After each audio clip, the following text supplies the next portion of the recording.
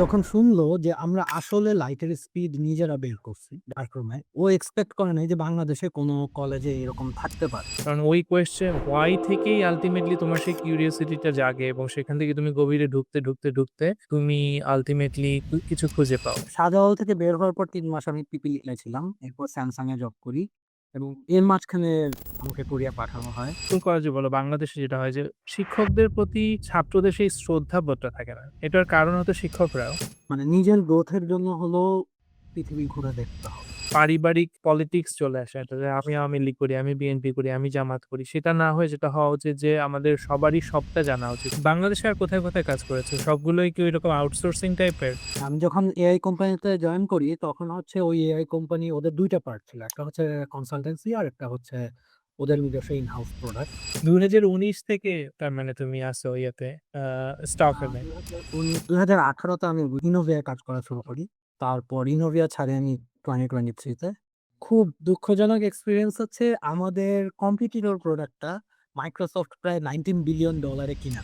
Microsoft কি নাকি এটাকে কিল করে ফেলছে অলরেডি? তো তুমি তোমার সুইডেন সম্পর্কে কিছু বলো। Swedish fiercely independent, at the same time ওদের অনেক কালেক্টিভ নরম আছে।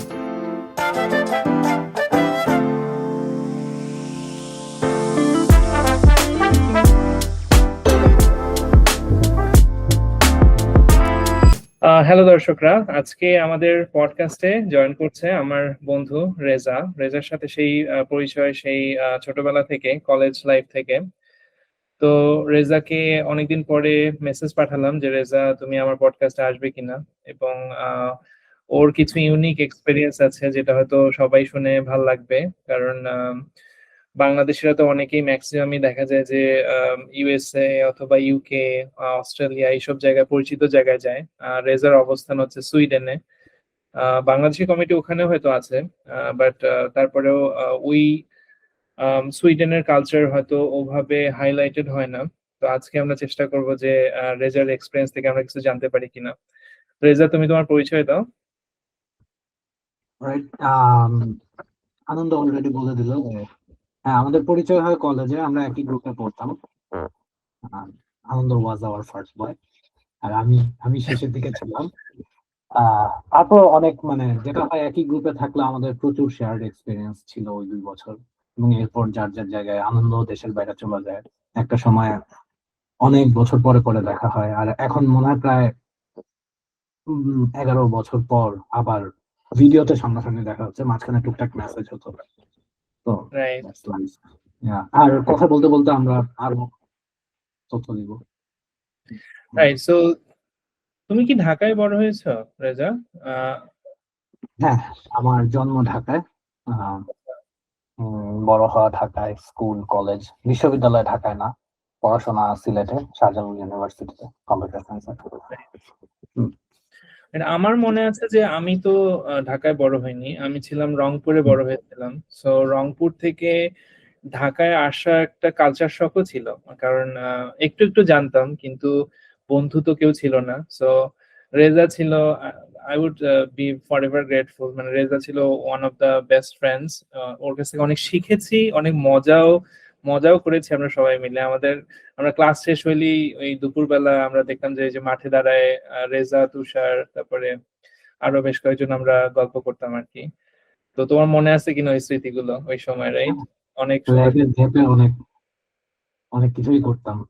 রাইট। ক্লাসে টিচার না থাকলে চিৎকার দিয়ে গান গাওয়া হতো। একটা যেটা আমার মনে হচ্ছিল যে আমাদের মনে হয় যে ওই আমাদের ক্লাসগুলো নটরডেমে যারা পড়েছিল তারা জানে কিনা যে ক্লাসগুলো হয়তো অনেক বড় বড়, স্পেশালি আমরা তো ছিলাম গ্রুপ 4-এ। গ্রুপ 4 স্পেসিফিক্যালি অনেক বড় ছিল। এবং কয়টা রো ছিল, কয়টা কলাম ছিল যেন? একটা, দুইটা, তিনটা, চারটা, পাঁচটা কি ছয়টা ছয়টা হবে? ছয়টা ছয়টা রাইট।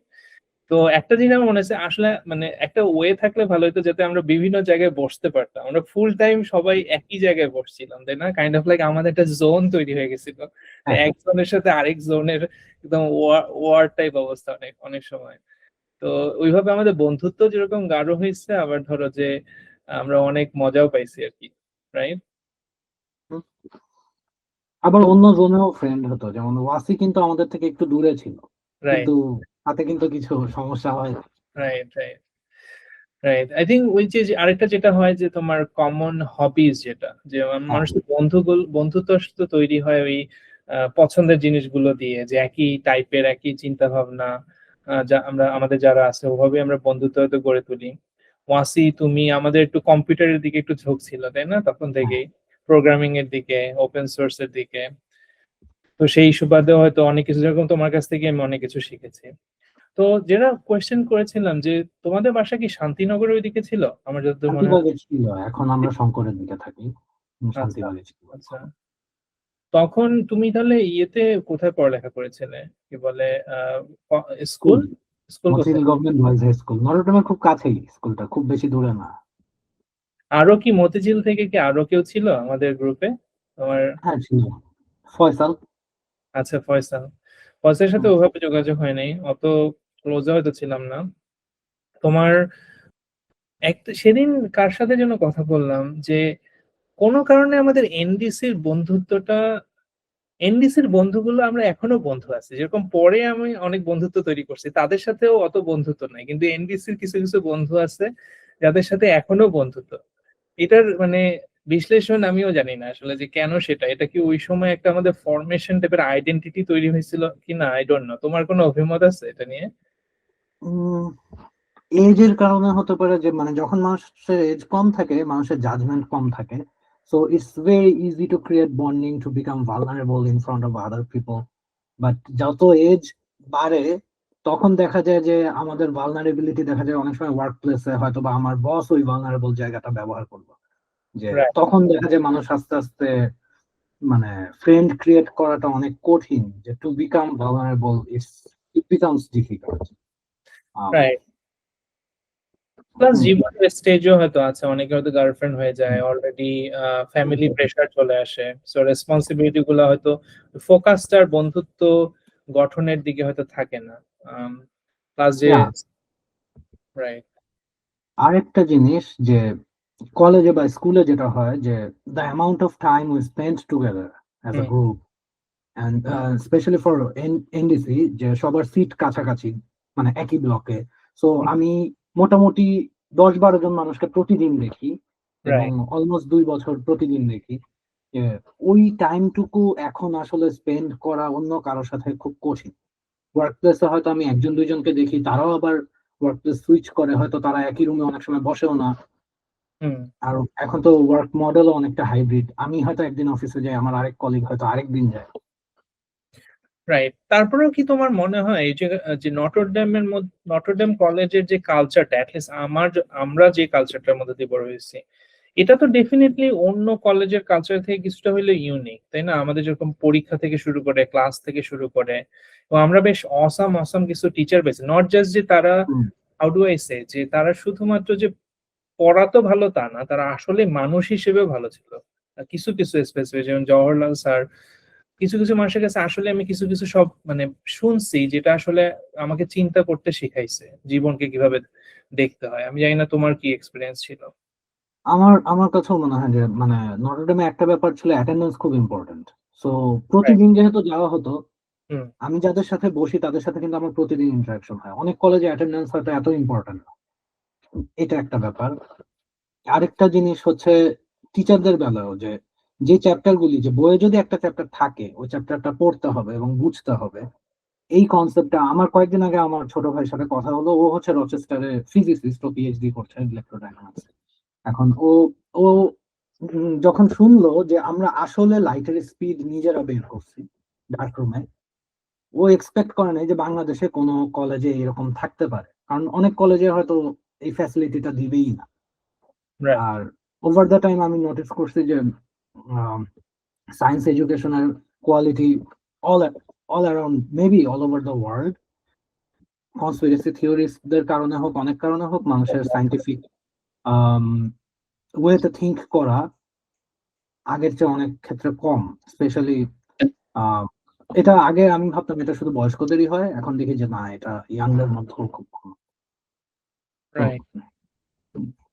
তোমার কোনো ইউনিক এক্সপিরিয়েন্স আছে তোমার personal, how do I say, ফরমেশনে, যে specific experience from Notre Dame, like specific event হয়তো কেউ কানেক্ট করতে পারে? যদি শেয়ার এটা করতে ছিল চাও। যে প্রথম দিনই মানে জওহরলাল স্যার যখন আসলো আমাদেরকে খুব সিম্পল জিনিস দিল, যে হয়তো একটা ফাংশন দিয়ে বললো f(5) কত, সাথে সাথে কেউ না কেউ উম, দাঁড়ায় গেল। তারপর সে বললো, স্যার তো বললো যে হ্যাঁ সবাই জানে এফ এর ওখানে নাম্বারটা বসায় দিলেই হয়েছে, কিন্তু কেন, মানে রাইট, কেন এটা হয়? এবং দ্যাট অ্যাকচুয়ালি শুক মাই ওয়ার্ল্ড। মানে আমি আসলে বাসায় মানে আমি স্কুলে যেটা হতো যে এগুলি অঙ্ক, এগুলি পরীক্ষায় আসবে, এগুলি পড়বো, আমি পড়লে A+ পাবো, এটা হচ্ছে ছকে বাঁধা।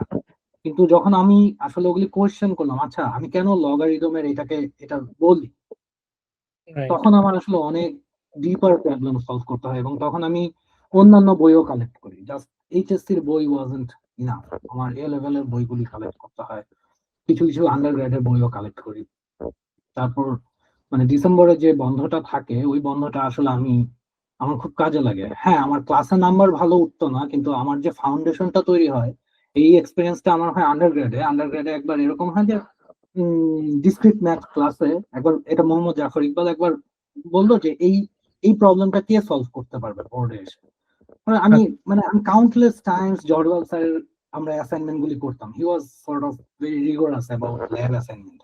এটা প্লট ড্রয়িং ছিল ফাংশনের উপর বেস করে, so it was quite easy for me. Right, যখন আমি ওখানে করলাম, জাফর স্যার আমাকে জিজ্ঞেস করলো তুমি কোন কলেজ থেকে আসছো, আমি বললাম, বলে যে আমি আসলে এটা এক্সপেক্ট করছি, যে কারণ কলেজের একটা স্টুডেন্টের এটা জানা উচিত, বাট আমাদের দেশে অনেক ক্ষেত্রে জানে না। এবং রাইট, পরে আমি বুঝলাম যে বিভিন্ন ভাবে আসলে জওহরলাল স্যারের কাছে আমি মানে এখনো পর্যন্ত তার অনেক টিচিং আমার কাজে লাগে সবসময়। রাইট। সো আমরা জওহরলাল স্যারের নাম অনেকবার তুললাম, যারা আসলে জওহরলাল স্যারকে চিনে না তাদের জন্য বলি যে আমাদের সময়ে আনফরচুনেটলি জওহরলাল স্যার এখন ইন্তেকাল করেছেন। সো আমাদের সবার জন্য জওহরলাল স্যার ছিলেন এক বিরাট ইন্সপিরেশন, আই থিংক। তো জওহরলাল স্যার ছিল আমাদের গণিতের শিক্ষক। আমাদের নটরডেম কলেজে আমাদের 2 বছর যে আম, একাদশ দ্বাদশ শ্রেণীর। তো জওহরলাল স্যারের যে বিষয়টা রেজা বললো এখানে, যে একটা ইউনিক বিষয় ছিল স্যারের, সেটা হলো যে স্যার আমাদেরকে প্রথম শিখিয়েছিল, মানে স্যারই হয়তো প্রথম আমাদের, যারা আমার রেজার জীবনে কেন, মানে কেন এই দুইটা মানে অক্ষর, এই দুইটার যে আসলে আমরা তো এখন বুঝি যারা সায়েন্টিস্ট অথবা সায়েন্সে অনেক পড়ালেখা করেছি, অথবা আমি যেহেতু পিএইচডি করেছি, আমরা জানি যে আলটিমেটলি ওই why question is very important. কারণ ওই কোয়েশ্চেন হোয়াই থেকেই আলটিমেটলি তোমার সেই কিউরিওসিটিটা জাগে, এবং সেখান থেকে তুমি গভীরে ঢুকতে ঢুকতে ঢুকতে তুমি আলটিমেটলি কিছু খুঁজে পাও। এবং অনেক কালচারে অনেক জায়গায় সেই, যেটাকে বলে যে আমাদের কালচারেই আমি বলবো যে প্রশ্ন করতে উৎসাহ দেওয়া হয় না। আমি গত পডকাস্টেও আমার যারে গেস্ট তার সাথে কথা বলছিলাম।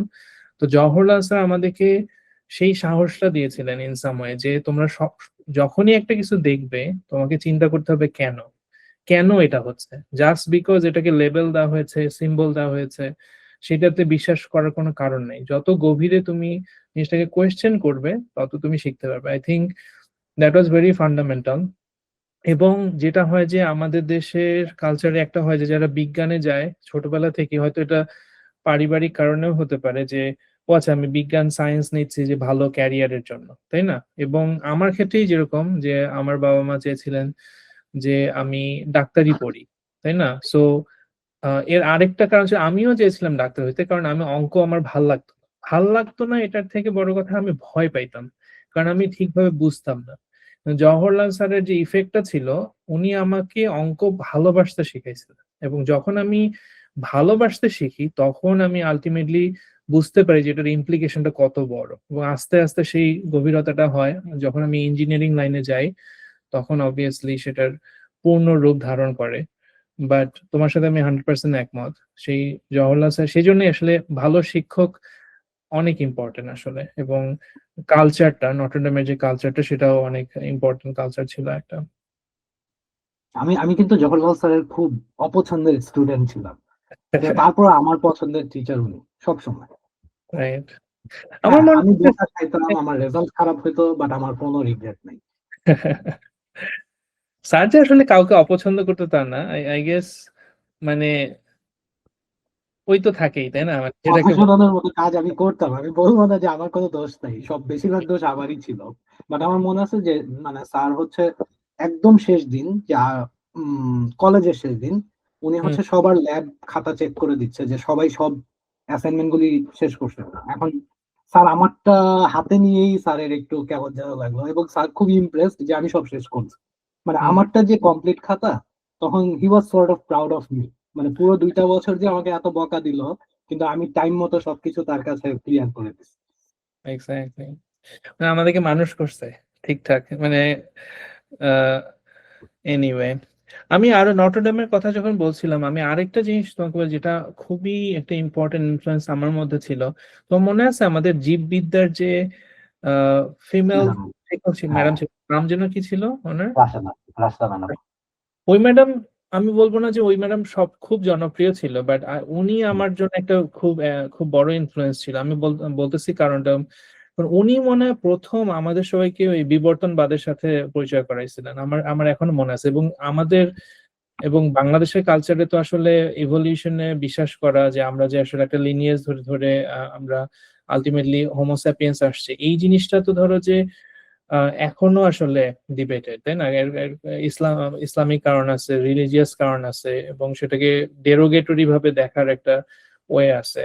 সো বাট আলটিমেটলি আমরা জানি, যারা সায়েন্টিস্ট যারা, আমরা জানি যে আসলে evolution is the way, even if it was through some sort of creation, right? আমি একটা মজার ইনফরমেশন দিই। আমি হ্যাঁ, মানে মাঝখানে কিছুদিন মানে চিন্তা করলাম যে আমি উপসালায় একটা কোর্স করব, বায়োইনফরমেটিক্স রিলেটেড মাস্টার্স লেভেলের কোর্স। রাইট। এনরোল করার প্রথম ক্লাসটা ছিল উপসালায় একটা মিউজিয়াম আছে, ওটার নাম museum of evolution something like that, এবং আচ্ছা, প্রথম ক্লাসটা ওখানে হয়। কারণ হচ্ছে একদম প্রি রিকুইজিট, যে ইভলিউশন বোঝে না তার পক্ষে আসলে বায়োলজি পড়া সম্ভব না।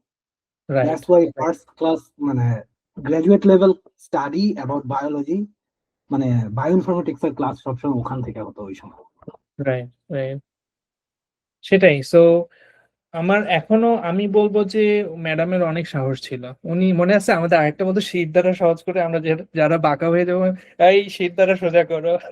ওইটাও মনে আছে আমার, যে উনি আমাদেরকে শিখেছে যখন বসবা, বসার মধ্যে একটা পোস্টার থাকতে হবে, এবং that is good for your body. আমি তো এখন আসলে ইয়োগা করি, আই নো যে দ্যাট ইজ সো ট্রু, যে তুমি যদি ভালোভাবে না বসো, স্পেশালি আমরা যারা কম্পিউটারের দিকে সবসময় তাকায় থাকি, poster is a really big thing, otherwise you will have lots of different bad ex. অনেক সময় আমি ম্যাডামের নামই ভুলে গেছিলাম, বাট আমার অনেক সময় মনে পড়ে ম্যাডামের কথা। তারপরে আমাদের ইংলিশ যে ম্যাডাম ছিল একজন, ওই যে খুব ইয়াং ম্যাডাম ছিল না একজন, উনি মানে বেশি দিন ছিল না, কয়েকদিন ছিল মনে হয়। নাহিদা ম্যাডাম। নাই দাও না। বাট মানে একটা যেটা মনে হয় আমি পয়েন্ট আউট করার চেষ্টা করতেছি আমরা, যে টিপিক্যালি কি হয় আসলে, যে যারা ভালো স্টুডেন্ট, যারা মেধাবী স্টুডেন্ট, ম্যাক্সিমামই আসলে আমরা শিক্ষকতার দিকে যাই না। ওইটা নিয়ে পরে কথা বলবো, যে স্ক্যান্ডিনেভিয়ান কালচারটা হচ্ছে একটু ডিফারেন্ট। তুমি যেখানে আছো, যে ইভেন আমেরিকাতেও, যে ভালো স্টুডেন্টরা তাদেরকে আসলে সেই ইয়েটা দেওয়া হয় না, কি বলে, ইন্সপিরেশনটা দেওয়া হয় না, ফাইন্যান্সিয়াল ইনসেনটিভটাও থাকে না যে শিক্ষকতায় যাওয়া। কিন্তু যেহেতু নটরডেম ওই সময়ে এখনো হয়তো সবচেয়ে বেস্ট ইনস্টিটিউশন ছিল, আমাদের টিচাররা ছিলেন মেধাবী, এবং তাদের কাছ থেকে আমরা শিখতে পারছি। যেটা আমার মনে হয় যে একটা জিনিস আমি রিসেন্টলি আলোচনা করছিলাম, যে যে কোনো রিলেশনশিপের মধ্যে দুইটা জিনিস লাগে, একটা তো লাগে ভালোবাসা, একটা লাগে হচ্ছে তোমার রেসপেক্ট, শ্রদ্ধা লাগে, আর একটা তোমার মিউচুয়াল একটা রেসপেক্ট লাগে। আর তোমার শ্রদ্ধাটাই, যে তুমি যদি তোমার টিচারকে শ্রদ্ধা করতে না পারো, তাহলে কিন্তু তার কাছ থেকে তুমি শিখতে পারবে না, তাই না? শ্রদ্ধাটা ইন দ্য সেন্স যে আসলে আমি তার কাছে কিছু শিখতেছি, তার কাছে কিছু আমি আহরণ করতেছি। যেটা হয় যে ম্যাক্সিমাম সময়ে ইউনিভার্সিটি বলো, স্কুল কলেজে বলো, বাংলাদেশে যেটা হয় যে শিক্ষকদের প্রতি ছাত্রদের সেই শ্রদ্ধা বোধটা থাকে না। এটার কারণ হয়তো শিক্ষকরাও, কারণ তাদের হয়তো জ্ঞানের গভীরতা ওভাবে নাই, অথবা তারা কোয়েশ্চেন করতেই দিতে চায় না, কারণ সেই কোয়েশ্চেনের উত্তর দিতেই তাদের হয়তো ভয় আছে। সো সেই কালচারটা যতদিন না পর্যন্ত বেটার হবে, it's really difficult to kind of transform education, I feel like, right? True, I so ওইটাই, যে আমরা অনেক ভালো বেশ কিছু টিচার পেয়েছি এনডিসি তে। তো তোমার এনডিসি তে তুমি কি ক্লাব, আমাদের আরেকটা যেটা ছিল যে এনডিসি তে আমরা ক্লাব করতাম, তুমি আচ্ছা কোনো আচ্ছা ক্লাবে ছিলে? সায়েন্স ক্লাব করতাম, ডিবেটিং ক্লাব করতাম। রাইট। আমি মনে হয় শুধু ডিবেট ক্লাবে ছিলাম, বাট আমিও যে আহ, অত হাইলি করি নাই। তুমি তো ডিবেট ক্লাবে ভালোই ছিলে, তাই না? আমি মোটামুটি টেস্ট পরীক্ষা পর্যন্ত অ্যাক্টিভ ছিলাম, রাইট। এরপরে আর কন্টিনিউ করি নাই। অনেকে টেস্ট পরীক্ষার পরেও ডিবেট করে গেছে এইচএসসি রাত পর্যন্ত। আর সায়েন্স ক্লাবের হয়ে আসলে আমি কোনো অর্গানাইজিং এ থাকতাম না, আমি মেইনলি হচ্ছে প্রজেক্ট বা এক্সটেম্পোর স্পিচ এগুলিতে থাকতাম। আমি ওয়াসির সাথে একটা আহ, ওটার কথা তোর মনে আছে যে সালাম বাংলা কিবোর্ড ওয়াসি বানায়, আমি জাস্ট ওর সাথে ছিলাম। আমি আচ্ছা। ডকুমেন্টেশন হাবিজাবি একটু রেডি করছি, মোস্টলি প্রেজেন্ট করছি, বাট ওটা আসলে ওয়াসিরই করা। কিন্তু আমাদের ওই প্রজেক্টটা মানে আমাদের বলা ঠিক না, এটা ওয়াসিরই পুরো কাজ। ওই প্রজেক্টটা আর কি ন্যাশনাল লেভেলে চ্যাম্পিয়ন হয় 2005। আচ্ছা। ওই ওই কম্পিটিশনটা কি আন্ত কলেজ কম্পিটিশন টাইপের কিছু কলেজ ছিল? বিজ্ঞান এই ধরনের কিছু একটা ছিল। এবং যা আসলে খুব অবাক ছিল যে এইচএসসি তে পড়া, মানে ওই সময় ওয়াসি একটা অবজের ইকুইভ্যালেন্ট একটা সফটওয়্যার দাঁড় করানোর পরে, মানে কয়েকদিন আগে ওয়াসি আমার সাথে ওটা শেয়ার করে, ওটা এখনো কাজ করে। এবং আচ্ছা। ওটার সাইজ 1 মেগাবাইটের চেয়েও কম, মানে আচ্ছা। Unbelievable. It was really great. ওয়াসিও কিন্তু আসতেছে এপ্রিলে, ওর সাথে আমার অলরেডি পডকাস্ট হয়েছে এবং ওয়াসি শুনে খুশি হয়েছে যে তোর সাথে পডকাস্ট করতেছি।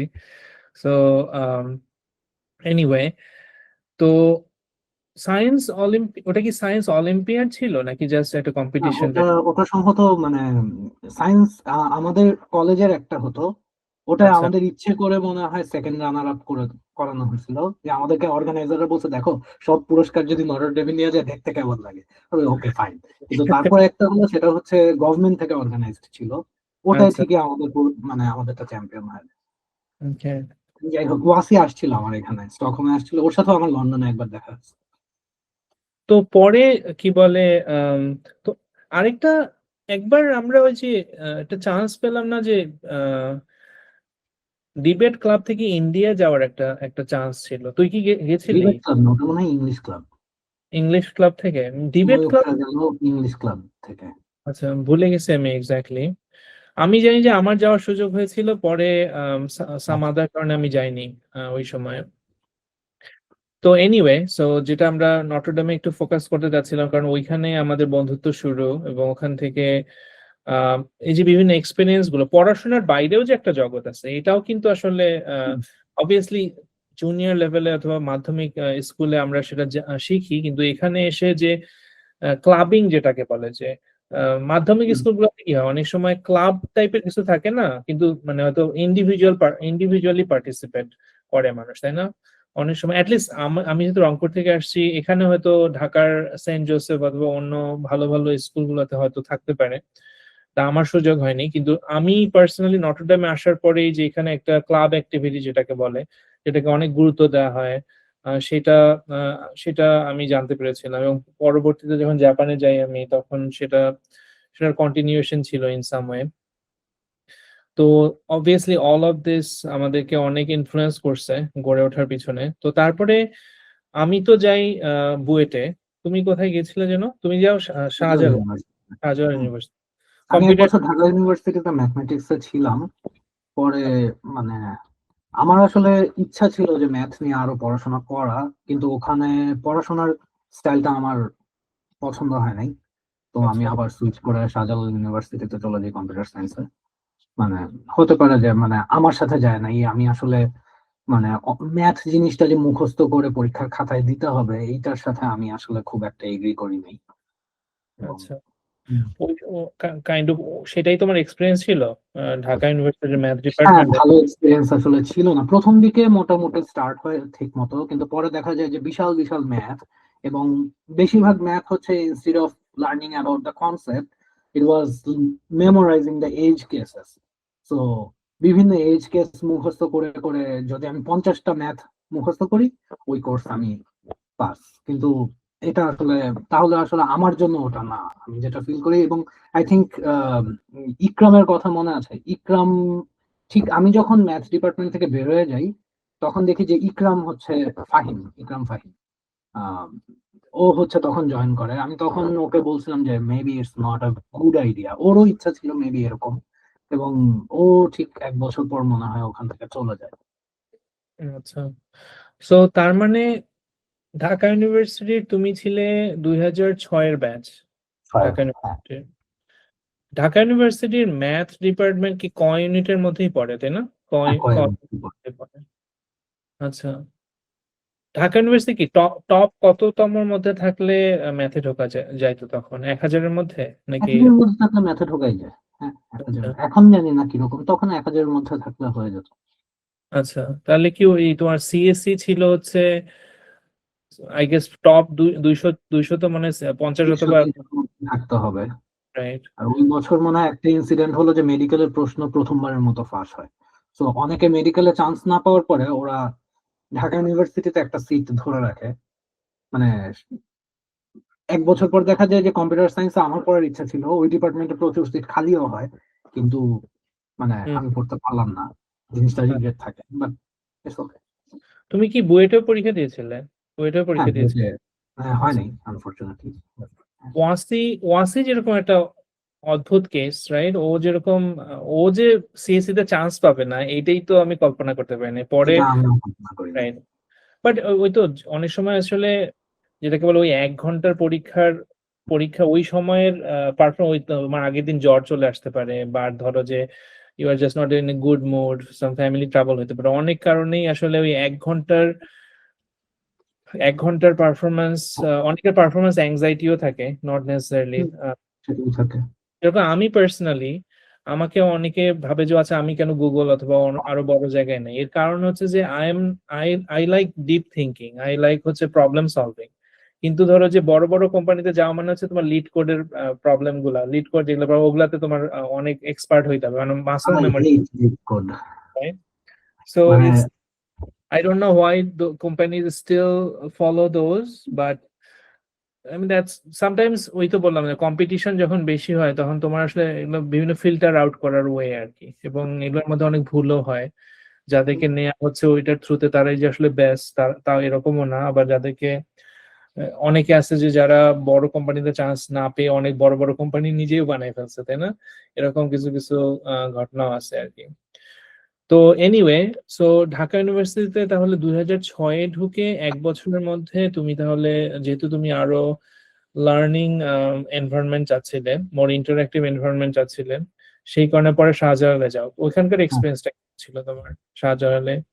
শাহজালালের এক্সপিরিয়েন্স মোরলেস পজিটিভ। এখন আমি দেখলাম যে ডিপার্টমেন্ট আরো অনেক ম্যাচিওর, অনেক ইনফ্রাস্ট্রাকচার বেটার, বাট আমার সময় ইনফ্রাস্ট্রাকচার আসলে খুব কম ছিল। বাট যেটা আচ্ছা ছিল যে মানে তখন আমার ডিপার্টমেন্টের হেড ছিলেন মোহাম্মদ জাফর ইকবাল, অ্যান্ড উনার একটা ব্যাপার ছিল যে আমার যে রিসোর্স আছে ওইটাকে বেস্ট ইউটিলাইজ করা। হয়তোবা আমাদের ডিপার্টমেন্টে তখন ফাংশনাল কম্পিউটার 12টা, ওই 12টা দিয়েই সবাইকে কিভাবে মানে স্কেজুলিং করা, বা যার কম্পিউটার নাই তাকে উনি ল্যাবের চাপ দিয়ে দিত যে থাক তুমি ব্যবহার করো। মানে এরকম, মানে আমরা খুব অল্প রিসোর্স নিয়ে কাজ করতাম, কিন্তু যে জিনিসটা আসলে ছিল সেটা হচ্ছে ডিপার্টমেন্টের আন্তরিকতা, যে যে ছেলেটা বা মেয়েটা কোনোদিন কম্পিউটার ধরে দেখে নাই ও যেন মানে ইকুয়াল অপরচুনিটিটা পায়। রাইট। উম, হ্যাঁ, চোখের সামনে দেখা অনেক অনেক কেস দেখা যায়, যারা হয়তো আগে কখনো কম্পিউটার ব্যবহারই করে নাই এরকম মানুষ পরে গুগলে গেছে, তারপর অনেক ভালো ভালো জায়গায় গেছে। এক্স্যাক্টলি। আসলে মানুষ আসলে খুবই অদ্ভুত একটা প্রাণী, যেটা একটু আগে তোমাকে বললাম যে ওই একবার কোনো কিছুতে তার যদি ভালোবাসাটা হয়ে যায়, যে সম্পর্কটা তৈরি হয়ে যায়, সে হয়তো অনেক পিছনে পড়ে থাকতে পারতো, কিন্তু একবার যদি তার সেই মেন্টাল কানেকশনটা তৈরি হয় এবং সে যদি সেখানে প্রপার এফোর্ট দেয়, এবং যেটাকে ওই যে 10,000 আওয়ার্স রুল বলে, তাই না, যে তুমি যত বেশি এফোর্ট দিবা ওই জিনিসটাতে, এবং মানুষ তো তখনই অত ঘন্টার পর ঘন্টা পরিশ্রম করতে পারে যখন তার ভালো লাগে। এই জন্যই ধরো মেসির কথা চিন্তা করো, অথবা লাইক লাইক ভেরি প্রফেশনাল স্কেটারের কথা চিন্তা করো, যে ছোটবেলা থেকে যারা একটা জিনিস ভালো লাগে তার, এবং সেই জিনিসটা সে ঘন্টার পর ঘন্টা করে করে সেটাকে সে সেখানে মোক্ষম করতেছে, তারাই আলটিমেটলি ওই বিষয়ে এক্সপার্ট হয়। এবং আনফরচুনেটলি আমাদের দেশে ওই কালচারটা এখনো গড়ে ওঠে না, এবং ইন সাময় আমি বলবো জাফর ইকবাল স্যার অথবা যারা ম্যাথ অলিম্পিয়াড করে, দিজ আর সায়েন্স অলিম্পিয়াড করে, এই জন্য বললাম যে পড়ালেখার বাইরের বিভিন্ন জিনিস আসলে মানুষের করা উচিত, কারণ কারণ তাতে করে সে জানতে পারতেছে আসলে ও আচ্ছা আমি কোনটা পছন্দ করি বেশি। আমার হয়তো অ্যাস্ট্রোনমি বেশি পছন্দ হতে পারে, আমার হয়তো অঙ্ক বেশি পছন্দ হতে পারে, আমার হয়তো রসায়ন বেশি পছন্দ হতে পারে। সেই রিলেশনশিপটা যত দ্রুত একটা ছেলে অথবা একটা মেয়ের মধ্যে হবে, তত দ্রুত সে বুঝতে পারবে যে আচ্ছা এই প্যাথটাই আমার চুজ করা উচিত। এবং এইটাতে যেটা বড় প্রবলেম আমাদের দেশে, যে একটা ছেলেকে সে এইচএসসি লেভেলে তাকে আমরা শিখেছি ও এইটা পড়লে তুমি ভালো চাকরি পাবা, that is such a not good way, good way to convince someone to go into a specific direction. ধরো যে আর্টস এর দিকে আমরা কখনোই ইয়ে করি না, কেউ নোভেলিস্ট হোক, কেউ স্ট্যান্ড আপ কমেডিয়ান হোক, এইসব জায়গায় আমরা কখনোই ইন্সপায়ার করি না। যদিও আমি হ্যাপি যে কেউ কেউ সেই গন্ডি থেকে বের হয়ে নিজেরা অল্টারনেটিভ ক্যারিয়ারের দিকে যায়, which is very good. But I wish যে কালচারালি আমাদের কালচার আর কি ওই জায়গাটাতে ফোকাস করতে বেশি, যে আচ্ছা তুমি কি পছন্দ করো, তুমি কোনটাতে আসলে সময় দিতে বেশি ভালো লাগবে তোমার, রাদার দেন ও আচ্ছা এটা করলে এটা হবে। বাট এটা যে আমি বুঝি না তাও না, কারণ আমাদের দেশে আসলে সমাজের যে অর্থনৈতিক অবস্থা, সেটাও তো একটা ফ্যাক্টর, তাই না? So I kind of understand why আমাদের কালচার ওরকম হয়ে গেছে, বাট সেই গণ্ডি থেকে বের হয়ে আসাটাও ইম্পর্টেন্ট কোনো না কোনো ভাবে। সেটার জন্য কাঠামোগত পরিবর্তনও প্রয়োজন, সরকারি পদক্ষেপও প্রয়োজন, এবং কালচারাল এবং মানসিক জায়গাটার পরিবর্তনের প্রয়োজন। সো শাহজালালে তোমার তখন থেকেই কি তুমি বাইরে যাওয়ার প্ল্যান করছিলে, নাকি ওইটা তোমার প্ল্যানে ছিল না? আসলে তখন প্ল্যানে ছিল না। আমার যেটা হয় যে সেকেন্ড ইয়ারে থাকতে আমার এক টিচার বলল যে আমেরিকা একটা এক্সচেঞ্জ স্টাডি আছে, তুমি রাইট। অ্যাপ্লাই করে দেখো, ডিপার্টমেন্ট থেকে 2 জন পাঠানো হবে, মানে আমি চাই তুমি অ্যাপ্লাইটা করো। তারপরে অ্যাপ্লাই করলাম, তারপরে স্যার একদিন, মানে স্যার অনেক হেল্প করলেন।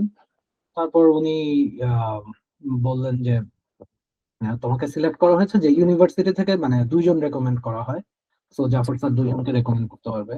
ওটাও একটা চমৎকার এক্সপিরিয়েন্স, যে আমি কখনো বাংলাদেশে থাকতে দেখিনি যে যে রেকমেন্ড করে সে বসে বসে প্রতিটা লাইন যত্ন নিয়ে চিন্তা করে করে।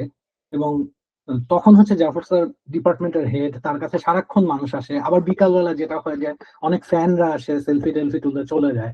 তো স্যার কাউকে মানাও করে না, কিন্তু স্যার বসে থেকে লাইন বাই লাইন লিখে পুরো রেকমেন্ডেশন লেটারটা লিখলো। এবং মানে ওইবার হচ্ছে আমার প্রথম স্টুডেন্ট হিসেবে, এক্সচেঞ্জ স্টুডেন্ট হিসেবে ভার্জিনিয়া যাওয়া হয়, ইউভিয়াতে। হ্যাঁ, that was the first time I have been ছিলে US? University of Virginia. University of আর ভার্জিনিয়া। ভার্জিনিয়া হচ্ছে ইস্ট কোস্টের কাছে, যারা জানে না। Virginia is so beautiful during summer. তুমি কি সামার টাইমে আসছিলে? মানে সামার এক্সচেঞ্জ স্টুডেন্ট ছিলাম। রাইট, মানে শীতের সময় তো আবার ভয়াবহ অবস্থা, মানে পুরো একদম সেটা, ঠান্ডা, খারাপ হ্যাঁ। অবস্থা। কিন্তু Virginia, DC, best time is summer ওইখানে। এবং রাইট। ওখানে গিয়ে আমার আসলে অনেক, মানে লাইফ সম্পর্কে আমার অনেক চেঞ্জ হয়ে যায়, যে আমি প্রথম বাইরের মানুষের সংস্পর্শে আসি, এবং রাইট। অনেক টাইপের মানুষ। ইউএস এর এই জিনিসটা আমাকে মানে আসলে ফার্স্ট টাইমে, এটা কালচার শক হতে পারে, but I took it positively, যে এক একটা মানুষের লাইফ দেখার লেন্স আলাদা। তো আমরা যে বাবলে বড় হই, যেটাকে খারাপ বলি বা অপছন্দ করি, হয়তোবা সেটা আসলে ওরকম না। এবং সোশ্যাল মিডিয়ার সময় তো বাবল আরো স্ট্রং, মানে সবাই যে পকেট গুলিতে ইকো চেম্বারে ঢুকে যায়, আমরা না বুঝে অনেক সময় ঢুকে যাই। এবং এভাবে এআই ডিজাইন করা পুরোটা। উম, রাইট। ওই ওই এক্সপিরিয়েন্সটা আমাকে ফার্স্ট মোটিভেট করে যে আমার মানে নিজের গ্রোথের জন্য হলেও পৃথিবী ঘুরে দেখতে হবে। যে রাইট।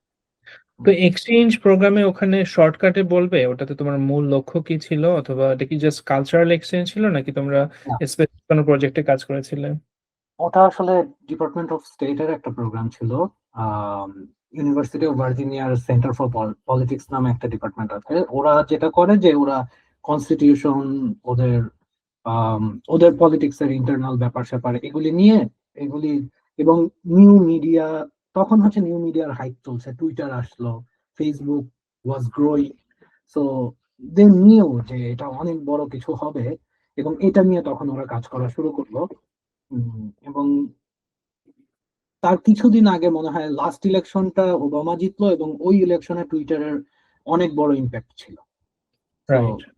সেন্টার ফর পলিটিক্স ওগুলি নিয়েও কাজ করতো।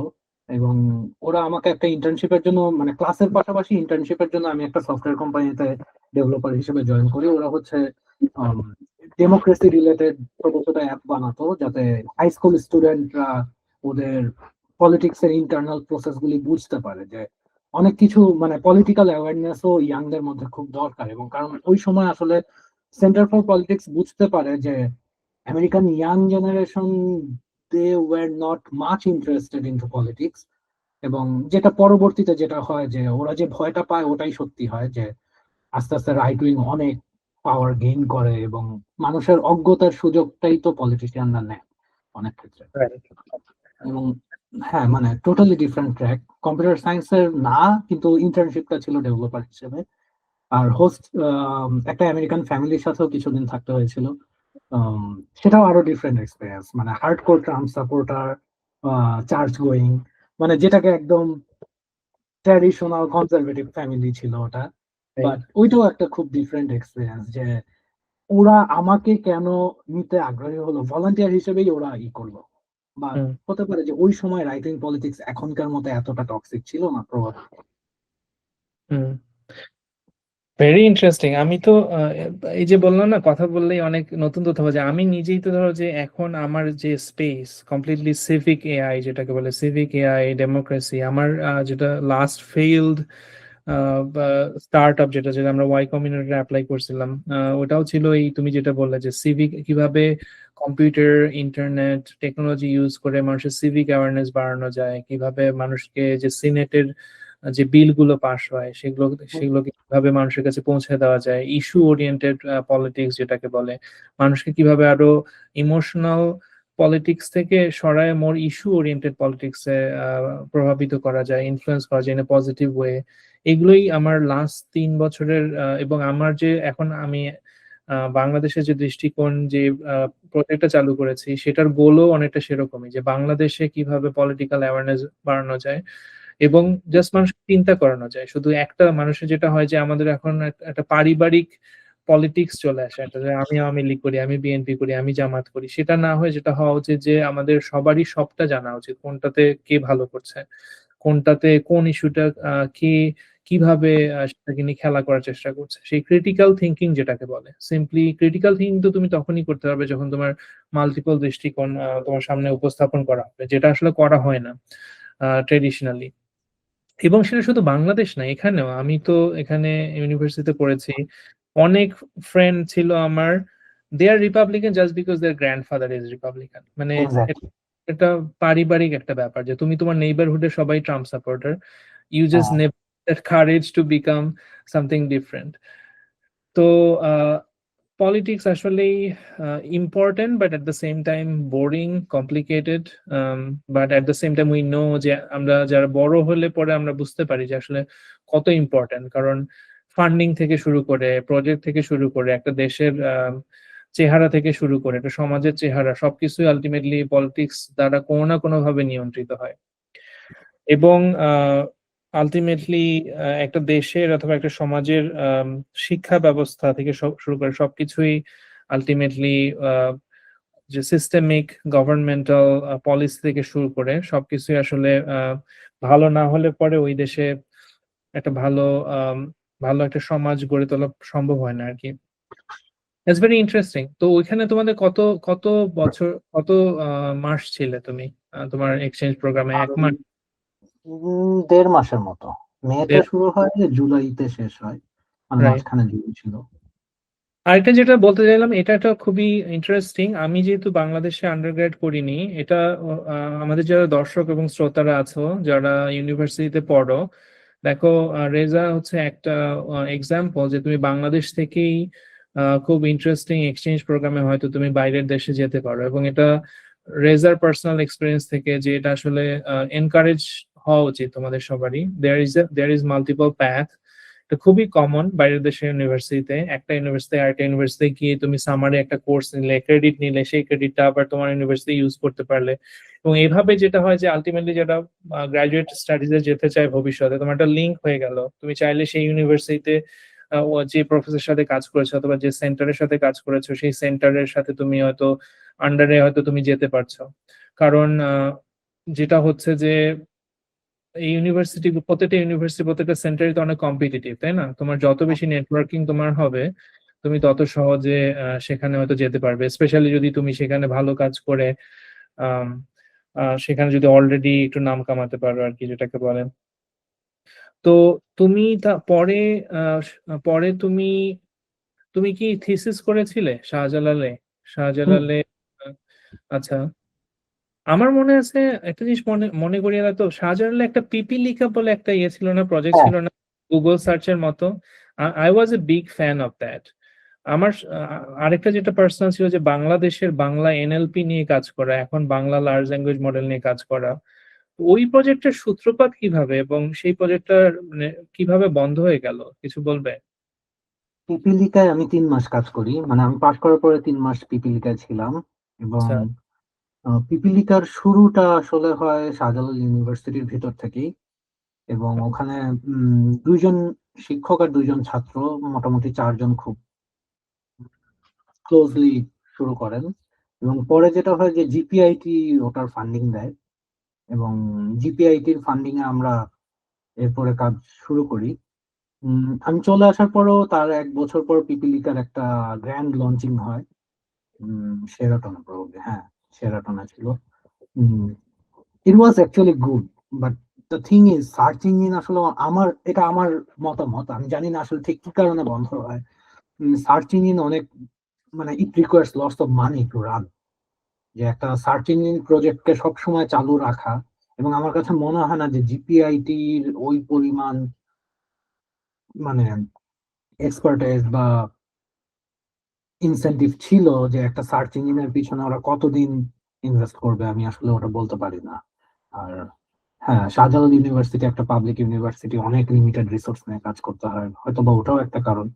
কিন্তু পিপিলিকা থেকে পরে অনেক অনেক পেপারও পাবলিশ হয়।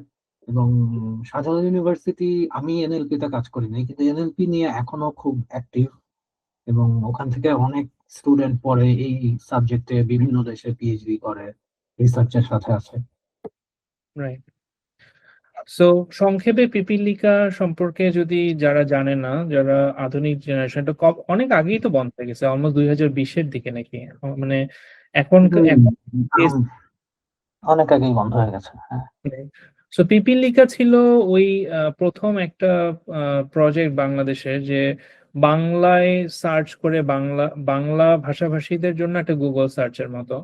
অবভিয়াসলি গুগল তো এখন ইউবিকুইটাস হয়ে গেছে, মানে গুগল তো আসলে প্রত্যেক ল্যাঙ্গুয়েজে অনেক ভালো হয়ে গেছে। কিন্তু আহ, যে জন্য আমার লোকাল প্রজেক্ট গুলো অলওয়েজ আমার পছন্দ, এই জন্য যেরকম ধর গুগলে যদি বাংলা দিয়ে তুমি কিছু সার্চ দাও, গুগল তো আর বুঝবে না কলকাতার কলকাতার বাংলা আর বাংলাদেশের বাংলাকে তো সে আলাদা করবে না। তার একটা জেনারেল একটা বাংলায় অ্যালগোরিদম আছে, হয়তো কিছু রিজিওনাল ফিল্টার থাকলেও থাকতে পারে। কিন্তু আলটিমেটলি গুগল অ্যালগোরিদম যেভাবে কাজ করে যাচ্ছে, পেজ র্যাঙ্কে যে জিনিসটা বেশি পপুলার হচ্ছে সেটাকেই সে শো করবে। সো একজন বাংলাদেশীয় কালচার আর কলকাতার যে কালচার, তার মধ্যে তো একটা বিশাল ফারাক আছে। তো তুমি চাই মানে, যে জন্য আসলে এই টাইপের প্রজেক্ট গুলাকে আমাদের, যে কোনো, শুধু বাংলার জন্য নয়, আমি বলবো যে কোনো কান্ট্রি তার নিজস্ব এই প্রজেক্ট গুলো ডেভেলপ করা উচিত। এবং সেটাতে গভর্নমেন্টের, আমি বলবো যেটা বাংলাদেশের সরকারেরই একটা বিশাল ব্যর্থতা, যে এরকম একটা প্রজেক্ট শুরু হয়েছে, অনেক অনেক আগাইছে, এই প্রজেক্টে কেন আরো ফান্ডিং দেওয়া হইলো না? এবং সেটা না করলে আমাদের দেশের আইটি ইনফ্রাস্ট্রাকচার বলো, এগুলোকে আমরা গ্রো করবো এবার কিভাবে, তাই না? প্লাস হচ্ছে সবাই কম্পিউটার সায়েন্সে পড়ছে, সবারই গোল হচ্ছে যত দ্রুত সম্ভব দেশের বাইরে যাও। আমি বলতেছি না যে দেশের বাইরে যাওয়া যাবে না, কিন্তু দেশের বাইরে সবারই যাওয়া উচিত। কিন্তু আলটিমেটলি একটা পোর্শন তো অবশ্যই থাকে যে আমি দেশের কোনো একটা প্রজেক্টে কন্ট্রিবিউট করবো। সেই প্রজেক্টটা যদি রান থাকতো, আমি নিজেই হয়তো কন্ট্রিবিউট করতাম, সেটা আমি প্রোগ্রামিং করেও কন্ট্রিবিউট করতে পারতাম, মানি দিয়েও কন্ট্রিবিউট করতে পারতাম।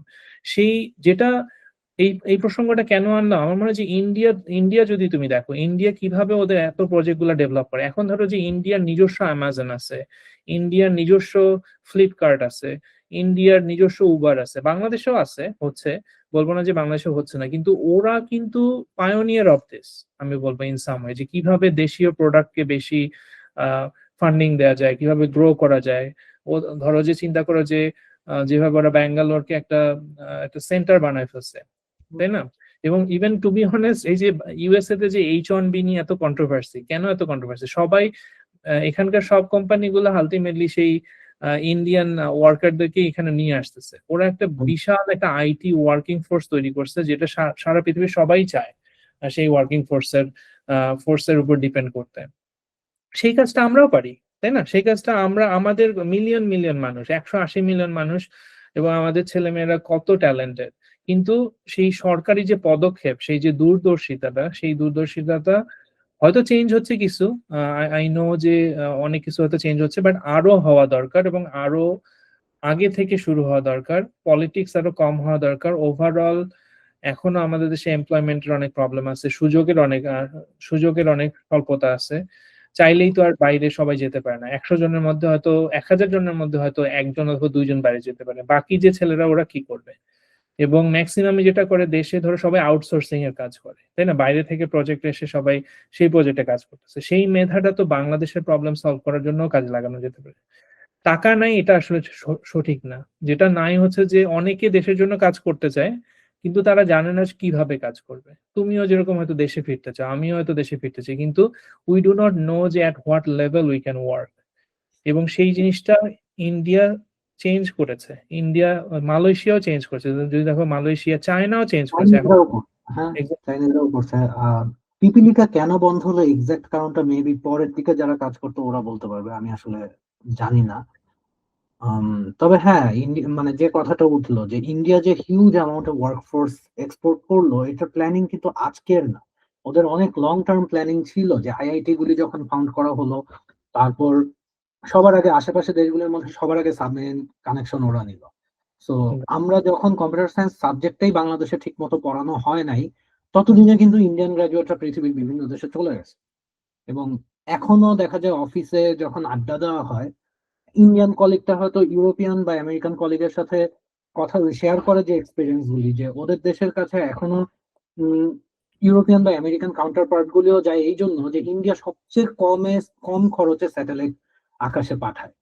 এখনো ইউরোপিয়ান স্যাটেলাইট বা আমেরিকান স্যাটেলাইট গুলি কিন্তু অনেক এক্সপেন্সিভ, কনসিডারিং, মানে if I compare with them to Indian satellites.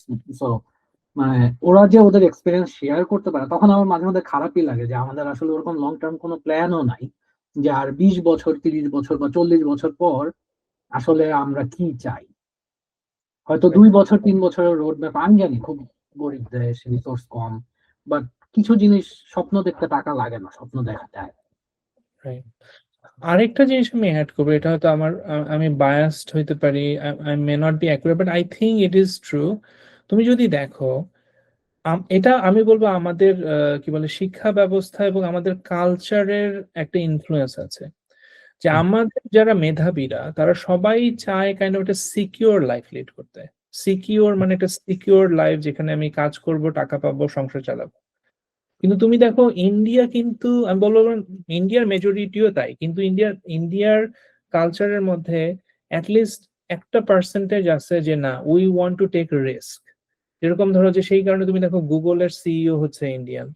তা তুমি দেখো কত বড় বড় কোম্পানির সিইও এখন ইন্ডিয়ান। এবং ধরো সিইও পর্যন্ত না গেলেও, আমি তো এখন সিলিকন ভ্যালিতে জব করি, অনেক হাই লেভেলে ডিসিশন মেকিং জায়গায়, ডিসিশন পাওয়ারের কথা বলতে, ডিসিশন মেকিং জায়গায় তোমার ইন্ডিয়ানরা আছে, যে কারণে তারা চাইলেই ইন্ডিয়ান ওয়ার্কফোর্সকে নিয়ে আসতে পারে, অথবা এখান থেকে ওয়ার্ক ইন্ডিয়াতে পাঠাইতে পারে। আমাদের বাংলাদেশিদেরকে অন দা আদার হ্যান্ড যদি তুমি দেখো, এটা হয়তো হয়তো হইতে পারে যেহেতু আমরা সংখ্যায় কম আছি, সেটাও একটা কারণ হতে পারে। কিন্তু আমি বলবো একটা কোর কালচারাল একটা মোটিভেশনারি একটা ইয়ে আছে, ল্যাক আছে, যে মানে যেটাকে বলে যে আমি মোর ম্যানেজারিয়াল জায়গায়, মোর ডিসিশন মেকিং জায়গায়, পলিসি মেকিং জায়গায় কিভাবে আমি বড় বড় গুরুত্বপূর্ণ জায়গাগুলোতে আমি পুশ করতে পারি, যাতে করে একটা ট্রান্সফরমেশনাল কিছু হয়। তো আমি বলবো যে ওই ম্যানেজমেন্ট, অথবা ম্যানেজমেন্ট শব্দটা তো আসলে খুব একটা অ্যাট্রাকটিভ আমার কাছে না, বাট ওভারঅল যেটাকে বলে যে অর্গানাইজেশনাল, সাংগঠনিক দূরদর্শীপনা যেটাকে বলে, সেই রকম মানুষের অভাবও আছে। এবং এটা হয়তো আমরা যে শিক্ষা ব্যবস্থার মধ্যে দিয়ে গড়ে উঠেছি, অথবা পারিবারিক যে মূল্যবোধের মধ্যে দিয়ে গড়ে উঠেছি, সেটাতে আমাদের কখনো এনকারেজ করা হয়নি, ইনফ্যাক্ট ডিসকারেজ করা হয়। তুমি যদি এখন একটা বিজনেস করতে যাও, ম্যাক্সিমাম টাইমই তোমার বাবা মা উইল ডিসকারেজ ইউ, বলবো যে না, বিজনেসে যাস না, বিজনেস শুধু খারাপ মানুষরা করে, অথবা ওখানে ফেল করতে পারিস, ফ্যামিলির দেখভাল কে করবে। মানে এই জিনিসগুলা থেকে যদি মানুষ যদি সেই রিস্ক টেকিং টেন্ডেন্সি মানুষের না হয়, তাহলে কিন্তু তুমি করতে পারবে না। হয়তো কিছুটা চেঞ্জ হয়েছে, যেরকম পাঠাও, তারপরে মায়া, বেশ কিছু এন্টারপ্রেনারশিপ কালচার বাংলাদেশে তৈরি হয়েছে, but we need more, was the point. আরো হবে। আর আমি এখন যেটা দেখি যে মানে ইন্ডিয়া হয়তো 80s বা 70s থেকে বাইরে টেক প্রফেশনালরা যাওয়া শুরু করলো, আমাদেরটা হয়তো লেট 90s বা আরো পরে শুরু হয়েছে, এবং এই ফ্লোটা বাড়ছে। এখন আমি দেখি যে অনেক জায়গায় যে বাংলাদেশি টেক প্রফেশনালদের প্রেজেন্স খারাপ না, মানে এটা হয়তো 10 বছর আগেও এত ছিল না, কিন্তু এখন এটা মানে চোখে পড়ে। রাইট, চেঞ্জ হচ্ছে এবং আরো চেঞ্জ করতে হবে। এন্ড আই থিঙ্ক বাংলাদেশি ডায়াসপোরাটাও তো আসলে হিউজ, তাই না? অলমোস্ট ধরো যে 10 মিলিয়নের মতো, কোনো কোনো দেশে তো 10 মিলিয়ন। হ্যাঁ, সুইডেনেরই তো population 10 million. Right, exactly. So আমাদের ডায়াসপোরা যারা আমরা বাইরে আছি, সেটাও একটা যে ওই যে তোমার অবভিয়াসলি সবাইকে মানে সবাইকে যে একত্রীকরণ করা সম্ভব সেভাবে তাও না, everybody is in their own island, but one thing common is the identity for sure. তো এখন চলো আমরা গল্প করি তোমার সুইডেন যাত্রা নিয়ে। কিভাবে হলো, কিভাবে ওখানে সুইডেনে কত বছর ছিলেন? সুইডেনে 11 বছর, রাইট? আরো বেশি। উম, না, 10, প্রায় 9 বছর আসলে, ওই তো ধরা যায় 10 বছরের কাছাকাছি। রাইট। সুইডেনে আসলে আমার প্রথমবার আসা হয় হচ্ছে একটা, ওটা ঠিক এক্সচেঞ্জ প্রোগ্রাম না, ট্রেনিং প্রোগ্রামের মতো। যে সুইডেনের একটা গভর্নমেন্ট প্রোগ্রাম আছে, ওটাকে বলে young connectors for the future. তো আচ্ছা। কেউ যদি মানে আমি যখন ইউনিভার্সিটিতেই ছিলাম তখন আমাদের মানে আমরা কয়েকটা ফ্রেন্ড মিলে একটা অর্গানাইজেশন দাঁড় করাই, centre for leadership assistance and promotion, এবং ওরা হচ্ছে ওই সময় ট্রান্সজেন্ডার, চিরানের ট্রান্সজেন্ডারদের নিয়ে কাজ করতো। এবং ওইটায় আমি ছিলাম প্রায় 1.5 বছর অ্যাক্টিভ, পরে আবার অন্যান্য প্রফেশনাল কারণে সরে যাই। কিন্তু ওটার কারণে হোক, মানে আমার young connectors of the future প্রোগ্রামে আমি সিলেক্টেড হই। ওটা সুইডিশ গভর্নমেন্টের একটা প্রোগ্রাম।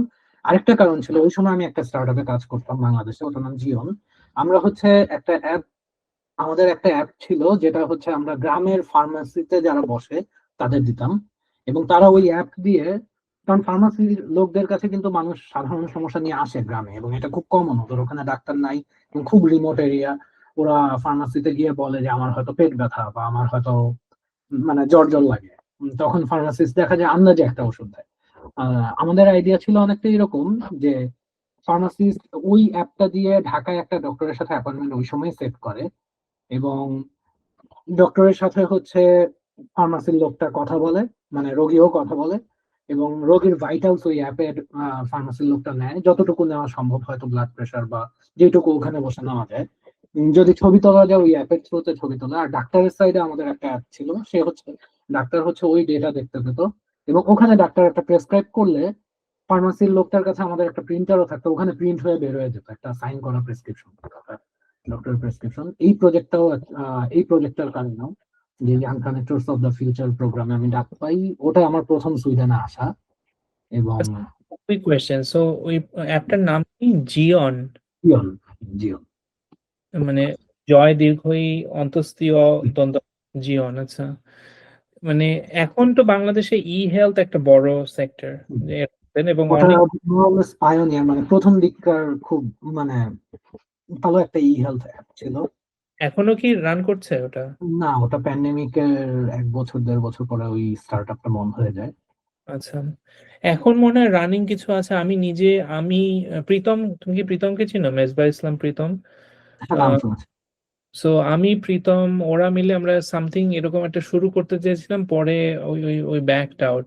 এর মেইন কারণ হচ্ছে যে আমরা সবাই বাইরে থাকি। সো এই টাইপের বিজনেস গুলোতে যেটা হচ্ছে, তোমার দেশে থাকতে হবে, দেশে একটা হিউজ ম্যানেজমেন্ট থাকতে হবে, মানে ওই অনেক লাইন চ্যানেল তোমার ঠিক করতে হবে। তো আমি যেটা বললাম যে আমার তো দেশে যাওয়ার প্ল্যান ছিল না নেক্সট 4-5 বছর। তো আমি বুঝতে পারছিলাম যে এটা it's a really good idea, হয়তো তোমরাই শুরু করেছো প্রথম, কিন্তু আমার পক্ষে পসিবল ছিল না আর কি ওই টাইপের কিছুতে যাওয়া।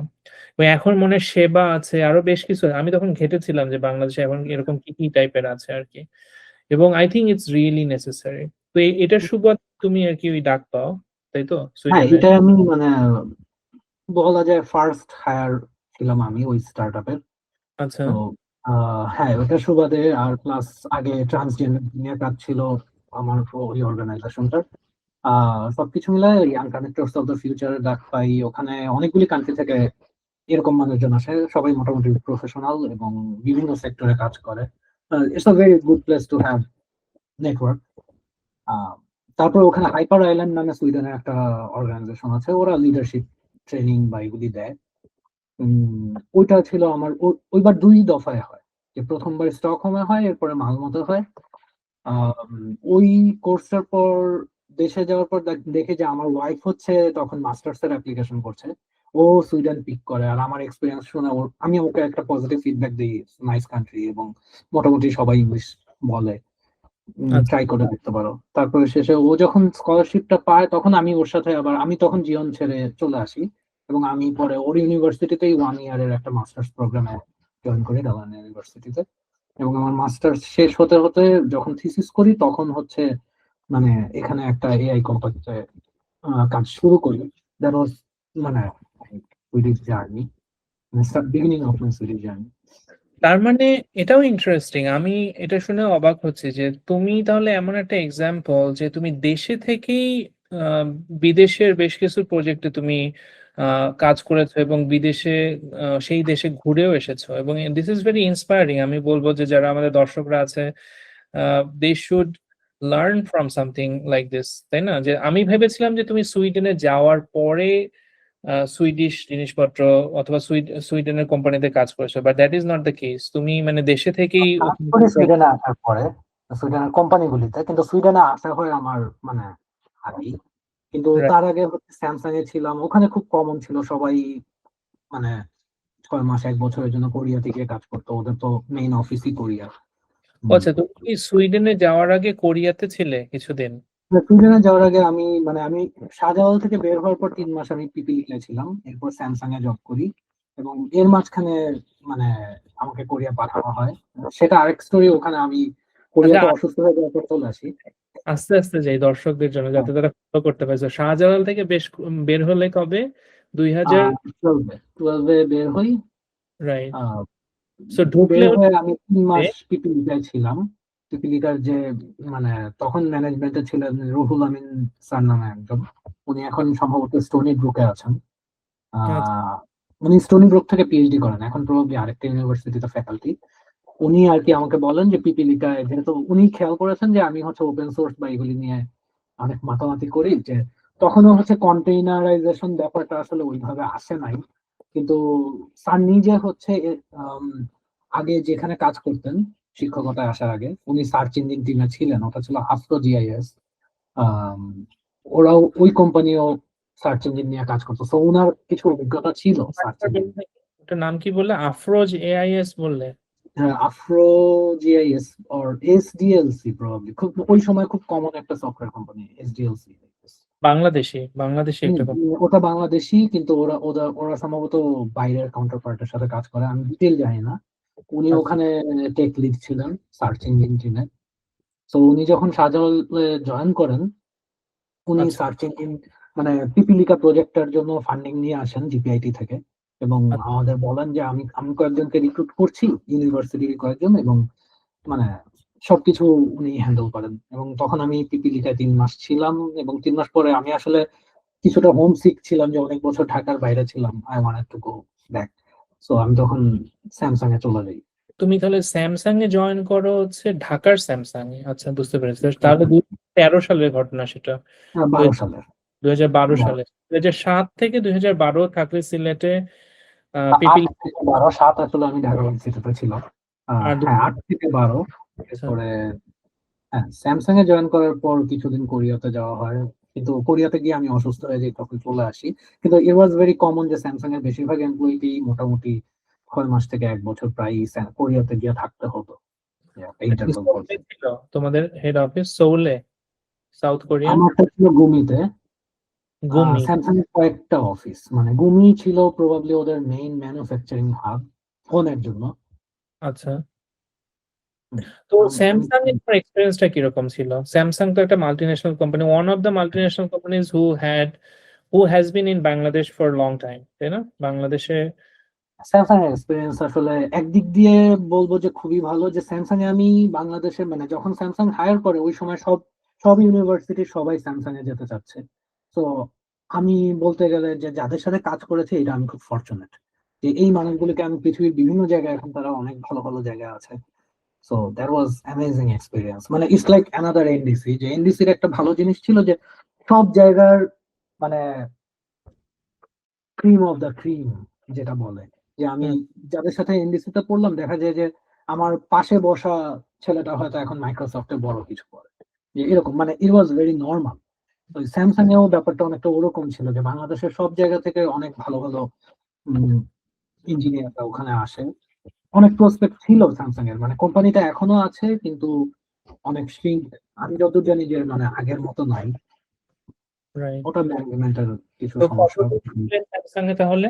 স্যামসাং এ আমি ছিলাম 14 এর শেষ 13 এর শেষ পর্যন্ত, প্রায় 1.5 বছরের কাছাকাছি। তারপরে তার মধ্যে ওখান থেকে পর্যন্ত চলে যায়। কোরিয়াতে 6 মাস, তার মধ্যে এটা আমার কোরিয়া। কোরিয়া থাকার কথা ছিল, কিন্তু আমি 1 মাসের মাথায় অসুস্থ হয়ে চলে আসি, মানে প্রচন্ড অসুস্থ হয়ে যাই। ওটা ওটা নিয়ে পরে হয়তোবা আমি ওই সময় লাস্ট যখন দেখা হয় আমি বলি বললাম কিন্তু আমার মনে নাই, ওটা ওই সময় আমার পায়ে খুব সমস্যা হয়, যে আমি প্রায় এক 1 বছর ঠিক মতো সিঁড়ি ব্যবহার করতে পারি নাই। আচ্ছা, দ্যাট টাইম ওয়াজ ডিফিকাল্ট। ইয়া। এমনি কোরিয়া হচ্ছে অনেক সুন্দর জায়গা। আমি কখনো কোরিয়াতে যাইনি। আমি নিজে গেছিলাম ছিলাম জাপানে, কিন্তু আমি কাইন্ড অফ রিগ্রেট করি যে জাপানে থাকা অবস্থায় কেন কোরিয়াতে ঘুরতে গেলাম না। আমার কোরিয়ান বেশ কিছু খুবই ভালো ফ্রেন্ড ছিল। সো জাপানে যাওয়ার সময় আমি জাপানে অনেক ঘুরছি ভিতরে, কিন্তু জাপানের বাইরে যেরকম এখন অনেক রিগ্রেট করি। আমার আমার মেন্টর ছিল ভিয়েতনামিজ, আমি ইজিলি আমার ফ্রেন্ড ছিল ভিয়েতনামিজ, ভিয়েতনাম, লাওস, তারপরে বেশ কিছু কান্ট্রি আমি ইজিলি ঘুরতে যেতে পারতাম, খুব যে খরচ তাও না, কিন্তু ওই অপরচুনিটিটা তখন কাজে লাগাইনি। আর এখন একদম পৃথিবীর অন্য প্রান্তে চলে আসছি, সো আমি আই এম নেভার নো যে ওইখানে যাওয়া হবে কিনা। আর কোরিয়ায় হয়তো মাস্ট যাওয়া হবে। এনিওয়ে, কোরিয়া খুবই সুন্দর। কারো যদি যাওয়ার ইচ্ছা থাকে, স্পেশালি সোল এবং সব জায়গায়, জাপান কোরিয়া এই দুইটা কান্ট্রি মানে ইন টার্মস অফ ক্লিনলিনেস, মানে এত পরিষ্কার, এত আনবিলিভেবল। দোকান গুলা সাজায়, ইভেন ধরো যে রাস্তার পাশের ছোট্ট কর্নার গুলাকে ওরা এমন ভাবে সাজাবে। তো এই জিনিসগুলো ইভেন ইউরোপ আমেরিকা আসলেও এটা ইটস কমপ্লিটলি ডিফারেন্ট, কালচারটাই ডিফারেন্ট ওখানে। ইউরোপে প্রবাবলি সুইডেন খুব ক্লিন, মারাত্মক clean, but nowhere near to Japan I can say. Right. তো তারপর 2000 যদি আমি কানেক্ট করতে পারি ডটটা, 2013-তে বের হয়ে আসলে পরে তোমার গার্লফ্রেন্ড আর ওয়াইফ এট দ্যাট টাইম, ও হচ্ছে তোমার আমি সুইডেনে চলে আসছি হচ্ছে 2017-তে। এরপরেও 2000 আমি বাংলাদেশে অনেকগুলি জায়গায় কাজ করি। 16-তে আমি জিওনে জয়েন করি। 16-তেই আমি ফার্স্ট সুইডেনে আসি। তো হ্যাঁ, তারপর আরো একবার আসা হয় ওই প্রোগ্রামে, কিন্তু এরপর হচ্ছে স্থায়ীভাবে চলে আসি 17-তে। মানে বাংলাদেশে আর কোথায় কোথায় কাজ করেছো? সবগুলোই কি এরকম আউটসোর্সিং টাইপের না, নাকি? এরপরে হচ্ছে এমকে সফট নামে একটা কোম্পানিতে কাজ করি, ওরা টেক্সাস বেসড একটা কোম্পানি ছিল। আচ্ছা, আহ, এরপরে আমি নিজে একটা স্টার্ট আপ দিই, রাইট ক্লাব নাম, ওটা কোলাবোরেটিভ রাইট আপ। তোর সাথে যখন লাস্ট দেখা হয় তখন ওটা নিয়ে কথা বলি, মানে ওই সময় আমি ওটা নিয়ে কাজ শুরু করি। বাট ওটাই যেটা হয় যে মানে প্রায় 1 বছর যাওয়ার পরে ফান্ডিং আসলে সিকিউর করতে পারি নাই, সো আই স্টপড দ্যাট। তুই কি এবং একাই এটাতে একাই কোর্স করতেছিলি না, নাকি? আমার সাথে আরেকজন ছিল মার্জুক, ওই নান্দোসের মিটিং এ মার্জুকও ছিল, একজন আমার স্কুলের এবং কলেজের জুনিয়র। রাইট, এবং রাইট। পরে হচ্ছে ও হ্যাঁ, ও এখন মেটাতে আছে। আচ্ছা, আচ্ছা। তো তারপরে তো সুইডেনে আলটিমেটলি দুইজনে, মানে তোর ওয়াইফ প্রথমে আসে সুইডেনে, আমি তারপরে যখন আসি ওয়াইসিএফ প্রোগ্রামে, আর আমি ওকে আর কি সাজেস্ট করি যে Sweden could be nice choice for graduate study, এবং ও আচ্ছা। পরে গ্রাজুয়েট স্টাডির জন্য 17-তে আসে এবং আমি ওর সাথে তখন আসি। হুম, এবং আমি আসার পর যেটা করি যে আমি একই ইউনিভার্সিটিতে একটা কোর্সে এনরোল করে ফেলি, যে যেহেতু আছি সুইডেনে করে ফেলি। রাইট। তারপর তো মাস্টার্স ওখানে শেষ করার পরে পরে একটা এআই কোম্পানিতে, এখন ওই একই কোম্পানি থেকে এখন আছিস নাকি? সুইডেনের জার্নিটা আমার খুব মজার, যে মানে আমি যখন এআই কোম্পানিতে জয়েন করি তখন হচ্ছে ওই এআই কোম্পানি, ওদের দুইটা পার্ট ছিল, একটা হচ্ছে কনসালটেন্সি আর একটা হচ্ছে ওদের নিজস্ব ইনহাউস প্রোডাক্ট। তো তো ওরা হচ্ছে প্রথমে কনসালটেন্সির জন্য আমাকে একটা ব্যাংকে পাঠায়। সো আমার ফার্স্ট জবটা ছিল ওই ব্যাংকের লগের উপর কাজ করা, লগ গুলির ভিজুয়ালাইজেশন বা এই ধরনের কাজ, যে কাস্টমার কেয়ার প্রচুর লগ জেনারেট করে এবং ওই লগগুলি নিয়ে আসলে কাজ করি। এবং পরে নেক্সট অ্যাসাইনমেন্ট আমার ছিল এরিকসনে। আহ, কাজ সিমিলার কিন্তু ইন্ডাস্ট্রি খুবই ডিফারেন্ট। মানে এরিকসনের যেটা হয় যে মোবাইলের টাওয়ার গুলি অনেক লগ জেনারেট করে। সো আলটিমেটলি আমি লগ নিয়েই কাজ করলাম প্রথম 2 বছর। এবং তারপর হচ্ছে আমি ওদের ইনহাউস প্রজেক্টে যাই। এবং ইনহাউস প্রজেক্ট ওদের যেটা ছিল ওটা হচ্ছে ভয়েস টু টেক্সট ট্রান্সক্রিপশন। যে সুইডেনের নিয়ম হচ্ছে যে ডক্টররা যা কথাবার্তা বলে রোগীর সাথে, ওটার একটা সামারি ডক্টরকে একটা সেন্ট্রাল জার্নাল সিস্টেমে সাবমিট করতে হয়। কিন্তু ডক্টরদের যেহেতু টাইম বেশি লাগে, হাসপাতাল বা ক্লিনিকগুলি যেটা করে ডক্টরকে একটা অডিও রেকর্ডার দিয়ে দেয়, যে ডক্টর একটা ছোট রেকর্ড করে রাখলো যে এই রোগীর এই সমস্যা ছিল, আমি এরকম একটা সাজেশন দিয়েছি। এবং ওই রেকর্ডিংটা পরে আরেকটা থার্ড পার্টি কোম্পানির কাছে গিয়ে ওখানে মানুষ টাইপ করে, প্রফেশনাল ট্রান্সক্রাইবার থাকে। এবং শেষ পর্যন্ত ওটা গভর্নমেন্ট বা থার্ড পার্টি জার্নাল সিস্টেমে মানে পার্মানেন্টলি সাবমিটেড হয়। আমাদের কাজটা ছিল যে ওই পাইপলাইনটাতে আমরা আমাদের এআই বসানোতে, যে যারা টাইপ করে তাদের আসলে পুরোটা টাইপ আসলে করা লাগতো না, যে মোরলেস পুরোটাই ট্রান্সক্রাইব হয়ে গেছে, ওরা জাস্ট ভেরিফাই করতো যে সবকিছু ঠিক কিনা, আর ঠিক না থাকলে ওই জায়গাটা তো ওরা চেঞ্জ করতো। তো ওই টিমটায় আমি ছিলাম। এটা কি এরিক না, এরিক্সের সাথে সনির একটা কানেকশন আছে তাই না? সনি এরিকসন বলে না? এরিকসনের সাথে সনির কানেকশন ছিল আর্লি 2000-এ। ওরা মানে সনি হচ্ছে ফোন সেট বানাতো, আর এরিকসনের হচ্ছে প্রচুর চিপস থাকে। মানে ফোনের ভিতরে এখনো হয়তো আইফোনের ভিতরেও এরিকসনের অনেক পেটেন্ট ইউজ হয় বা এরকম, মানে অনেক এমবেডেড টেকনোলজি এরিকসনের থাকে। যে তখন সনির সাথে কোলাবোরেশনে ওরা কিছু ফোন বের করছিল, and that was actually a very good project, বাট ওরা ওটা শেষ পর্যন্ত আর পপুলার রাখতে পারে নাই। বাট সেটগুলো ভালো ছিল। আচ্ছা। তো এই যে এটা তো চমৎকার একটা কাজ। সো বেসিক্যালি তাহলে সুইডেনের যে গভর্নমেন্ট প্লাস যে হেলথ সেক্টর প্লাস প্রাইভেট সেক্টরে এরিকসন এদের একটা সংঘবদ্ধ একটা না, এরিকসন আসলে এই হেলথ সেক্টরে না। এরিকসনের কাজটার পর আমি এটাই জয়েন করি। মানে একই কোম্পানির ইনহাউস প্রজেক্ট ছিল এআই প্রজেক্টটা। মানে এরিকসনে আমি হচ্ছে হয়তো 5G লকগুলি নিয়ে কাজ করতাম, সেটা আচ্ছা ডিফারেন্ট। বাট এআই প্রজেক্টে আসলে এরিকসন ডিরেক্ট এই প্রজেক্টে ছিল না। কিন্তু এটা এটা কি অন্য কোম্পানিতে ছিলি তখন না, তুই? এটা ওই কোম্পানির ইনহাউস প্রজেক্ট। মানে এরিকসনে হচ্ছে আমি কনসালটেন্ট হিসেবে এরিকসনে কাজ করছি, বাট আমি আসলে এমপ্লয়ি। আমার আমাকে যারা হায়ার করেছে তাদের, মানে সে এটাকে আমেরিকা মেবি অন্য নামে ডাকে কিন্তু ওটা কি ছিল ওই কোম্পানির যে কোম্পানিতে ইনোভিয়া ডিরেক্ট? এআই। ওই কোম্পানির নাম ছিল ইনোভিয়া এআই। ওরা চ্যাটবট নিয়ে কাজ করে এন্টারপ্রাইজ লেভেলে। যে বুঝতে এখনো ওরা চ্যাটবট নিয়ে কাজ করে। মানে যেমন চ্যাটবটের ব্যাপারটা হচ্ছে শুধু তো মানে কনভারসেশনাল না, এখানে ডেটা সিকিউরিটির ব্যাপার থাকে, তারপর লিগাল অনেক কনসার্ন থাকে। সো এন্টারপ্রাইজ লেভেলে এগুলি মেক শিওর করতে হবে। রাইট ওরা বাট এখন let me understand the structure of the program. I'll tell you why I'm talking about it. So মানে আলটিমেটলি এটা হচ্ছে ডক্টর এন্ড পেশেন্টের যে প্রাইভেট যে কনভারসেশনটা, সেই কনভারসেশনটা আলটিমেটলি অবভিয়াসলি ভেরি ইম্পর্টেন্ট তাই না? গভর্নমেন্ট এটা হচ্ছে from medical health point of view যে তারা হয়তো সেটা হয়তো একটা বিশাল রিসার্চের ভান্ডার যেটা যদি apply করতে পারিস এবং কোন কোন মেডিসিন বেশি কি বলে প্রেসক্রাইব করা হচ্ছে অথবা কোন কোন অসুখ ধর যে স্পেসিফিক সিজনে বেশি হচ্ছে সবকিছুই তো ওই কনভারসেশনের মধ্যেই আছে। তো আলটিমেটলি ওটা একটা বিশাল ডাটার ভান্ডার। তো এটা একটা আই এম অ্যাজিউমিং যে এটা একটা গভর্নমেন্ট প্রোগ্রাম, রাইট? গভর্নমেন্ট না, প্লাস এটা গভর্নমেন্ট প্রোগ্রাম আসলে না। গভর্নমেন্টের এটা হচ্ছে রেগুলেশন, যে ডক্টর যে কাজটা করবে, মানে পেশেন্টের সাথে যে দেখাটা হলো, এইটার একটা মানে সামারাইজেশন কোন একটা ডেটা সেন্টারে থাকতে হবে। মানে এটা রেগুলেশন, সো দ্যাট আচ্ছা ফিউচারে ওখান থেকে এক্সট্রাক্ট করা সেই যায়। ডেটা সেন্টারটা কি প্রাইভেট হইতে পারবে নাকি সেটা? হ্যাঁ, প্রাইভেটই হয় বেশিরভাগ। মানে প্রচুর ইন্টারন্যাশনাল এন্টিটিও আছে যারা শুধু এটাই বানায়। যে এটাকে জার্নাল সিস্টেম বলে। জার্নাল সিস্টেম গুলি বিভিন্ন মেডিকেল রিকোয়ারমেন্ট অনুযায়ী জার্নাল সিস্টেম হয়। এবং আচ্ছা অনেক কান্ট্রির অনেক টাইপের জার্নাল সিস্টেম আছে, এবং যে কোনো হসপিটালকে অন্তত মানে কোনো না কোনো জার্নাল সিস্টেম তাদের সাবস্ক্রাইব করতে হয়, ওকে যে আমি বাট এই জার্নাল সিস্টেমে ডেটা পাঠাবো। হসপিটাল গুলা তো পাবলিক ম্যাক্সিমাম নাকি? তার পাবলিক হতে মধ্যে পারে, প্রাইভেট হতে পারে। পাবলিক প্রাইভেট তার মানে হচ্ছে ওদের একটা গভর্নমেন্টের একটা রেগুলেশন রিকোয়ারমেন্টস আছে যে প্রত্যেকটা কনভারসেশনের একটা কপি কোথাও সেন্ট্রাল একটা ডাটাবেজে জমা হতে হবে এবং সেটা প্রাইভেট সেক্টর থেকে তারা সেটাকে ম্যানেজ করে এবং তোমার যে একটা প্রজেক্ট ছিল সেটা হলো যে ওই জিনিসটাকে ট্রান্সক্রাইব করা, কারণ ওটাকে ডিজিটাইজ করা যেটাকে বলে, এবং ডিজিটাইজেশনের জন্য ট্রান্সক্রিপশন করা।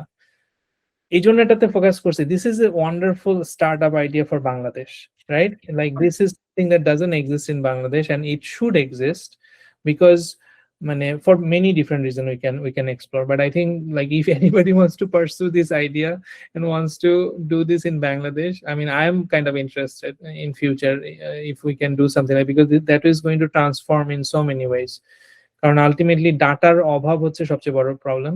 সেকেন্ড যেটা তুমি বললে যে ওই যে ডাটা সিকিউরিটি, ডাটা প্রাইভেসি, ওই জায়গাটাতে তুমি ইনোভিয়া এআই তে কাজ করতে, যাদের মেইন কোর ছিল যে ট্রান্সক্রিপশনের কাজটাকে কত অ্যাকুরেট করা যায়, মানে সেই ট্রান্সক্রিপশনটাকে, কিন্তু সেটা এরিকসনের, মানে এরিকসন না, কোথায়? এরিকসনের কাজটা আগে, মানে এরিকসনের প্রজেক্ট আমি আগে করি, এরিকসনের পর হচ্ছে এই প্রজেক্টের কাজ করি।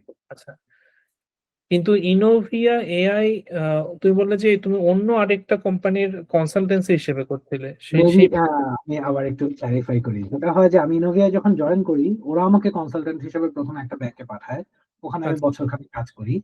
দেন আচ্ছা আবার ওই ইনোভিয়াই আমাকে কনসালটেন্ট হিসেবে এরিকসনে পাঠায়। দেন এরিকসনের ওখানে প্রায় বছরখানেক কাজ করার পর ইনোভিয়ার ভিতরে ওদের ইনহাউস যে প্রজেক্ট চলে, ওখানে আবার আমাকে অ্যাপয়েন্ট করে। দেন ওই প্রজেক্টটা ছিল হচ্ছে এই medical transcription voice to text project. এবং এটা আসলে মানে খুব দুঃখজনক এক্সপিরিয়েন্স হচ্ছে, আমাদের কম্পিটিটর প্রোডাক্টটা মাইক্রোসফট প্রায় $19 বিলিয়ন কিনা নেয়। কবেকার ঘটনা সেটা? কবে? 2020 বা 2021।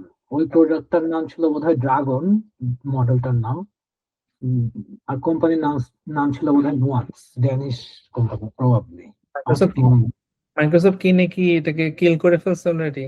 ওরা তো সবই এই আর কাজই আমি আসলে জানি না, ইদার মাইক্রোসফট এটাকে ওর ইনহাউস প্রোডাক্টে ব্যবহার করে, কারণ ভয়েস টু টেক্সট তো আসলে সব সময় লাগে। যেমন আমি রাইট। যদি আমার অ্যাপল টিভি রিমোট নিয়ে বলি যে play something, it will instantly transcribe. So there is some sort of API behind that. So হ্যাঁ, মানে ওটাও অনেক লাভজনক মডেল। আমার ধারণা যে AWS থেকে শুরু করে সবারই এই টাইপের এপিআই আছে, যে আমি ওটা কল করলেই ও ট্রান্সক্রাইব করে দেয়। So it's a good business. তো রাইট। এরপরে আমাদের মানে আরেকটা কোম্পানি অ্যাকোয়ার করে তারপর আমাদের বন্ধ করে দেয়, so technically lead of. So just quick, so তুমি শুরু করলে তোমার সুইডেনের জার্নি হচ্ছে ডালারনা ইউনিভার্সিটি, তুমি আর তোমার ওয়াইফ। তারপরে যখন এরিকসন এবং এই ইনোভিয়া এআই, তখন তোমার অবস্থান কোথায় ছিল সুইডেনে? ইনোভিয়া ছিল আমার প্রথম এমপ্লয়ার। ওরা আমাকে একটা ব্যাংক আর এরিকসনে পাঠায় পরপর 2 বছর, দুটো অ্যাসাইনমেন্টে। এবং এরিকসনের অ্যাসাইনমেন্ট শেষ হওয়ার পর ইনোভিয়া আমাকে বলে যে তুমি আমাদের ইনহাউস প্রজেক্টে জয়েন করো, যে বাইরের কোম্পানি না, আমাদের নিজেদের প্রজেক্টে। এবং ওদের প্রজেক্টটা ছিল ভয়েস টু টেক্সট।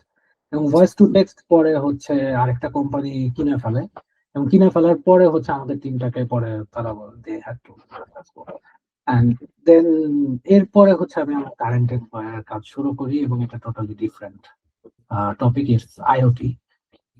বলো, এটা আমরা জাম্প করতে পারি। এটা হচ্ছে এখানে আমরা যে কাজটা করি সেটা হচ্ছে লো পাওয়ার রেডিও ডিভাইস নিয়ে। যে পৃথিবীতে এখন মানে সেন্সরের ইউজ তো অনেক বেড়ে যাচ্ছে, অনেক অনেক সব জায়গায় সেন্সর। এবং আমাদের এখনকার সেন্সর গুলি হচ্ছে আম, ধরো যাক আমি লাস্ট একটা প্রজেক্টে কাজ করি, ওটার এক্সাম্পল দিই। ওটা হচ্ছে স্টকহোমের যে এয়ারপোর্ট, ওটার হুইল চেয়ার গুলিতে আমাদের চিপ বসানো আছে। এবং ওই চিপ দিয়ে আমরা এয়ারপোর্ট এমপ্লয়িরা আইডেন্টিফাই করে যে আমার নিয়ারেস্ট হুইল চেয়ার কই। যে ওদের যখন সার্চ করা লাগে যে কোনো এয়ারপোর্টের যাত্রীকে আমার হুইল চেয়ার দিতে হবে, they use our app which uses our cloud services, and our cloud services are based on our own sensor, so sort of end to end.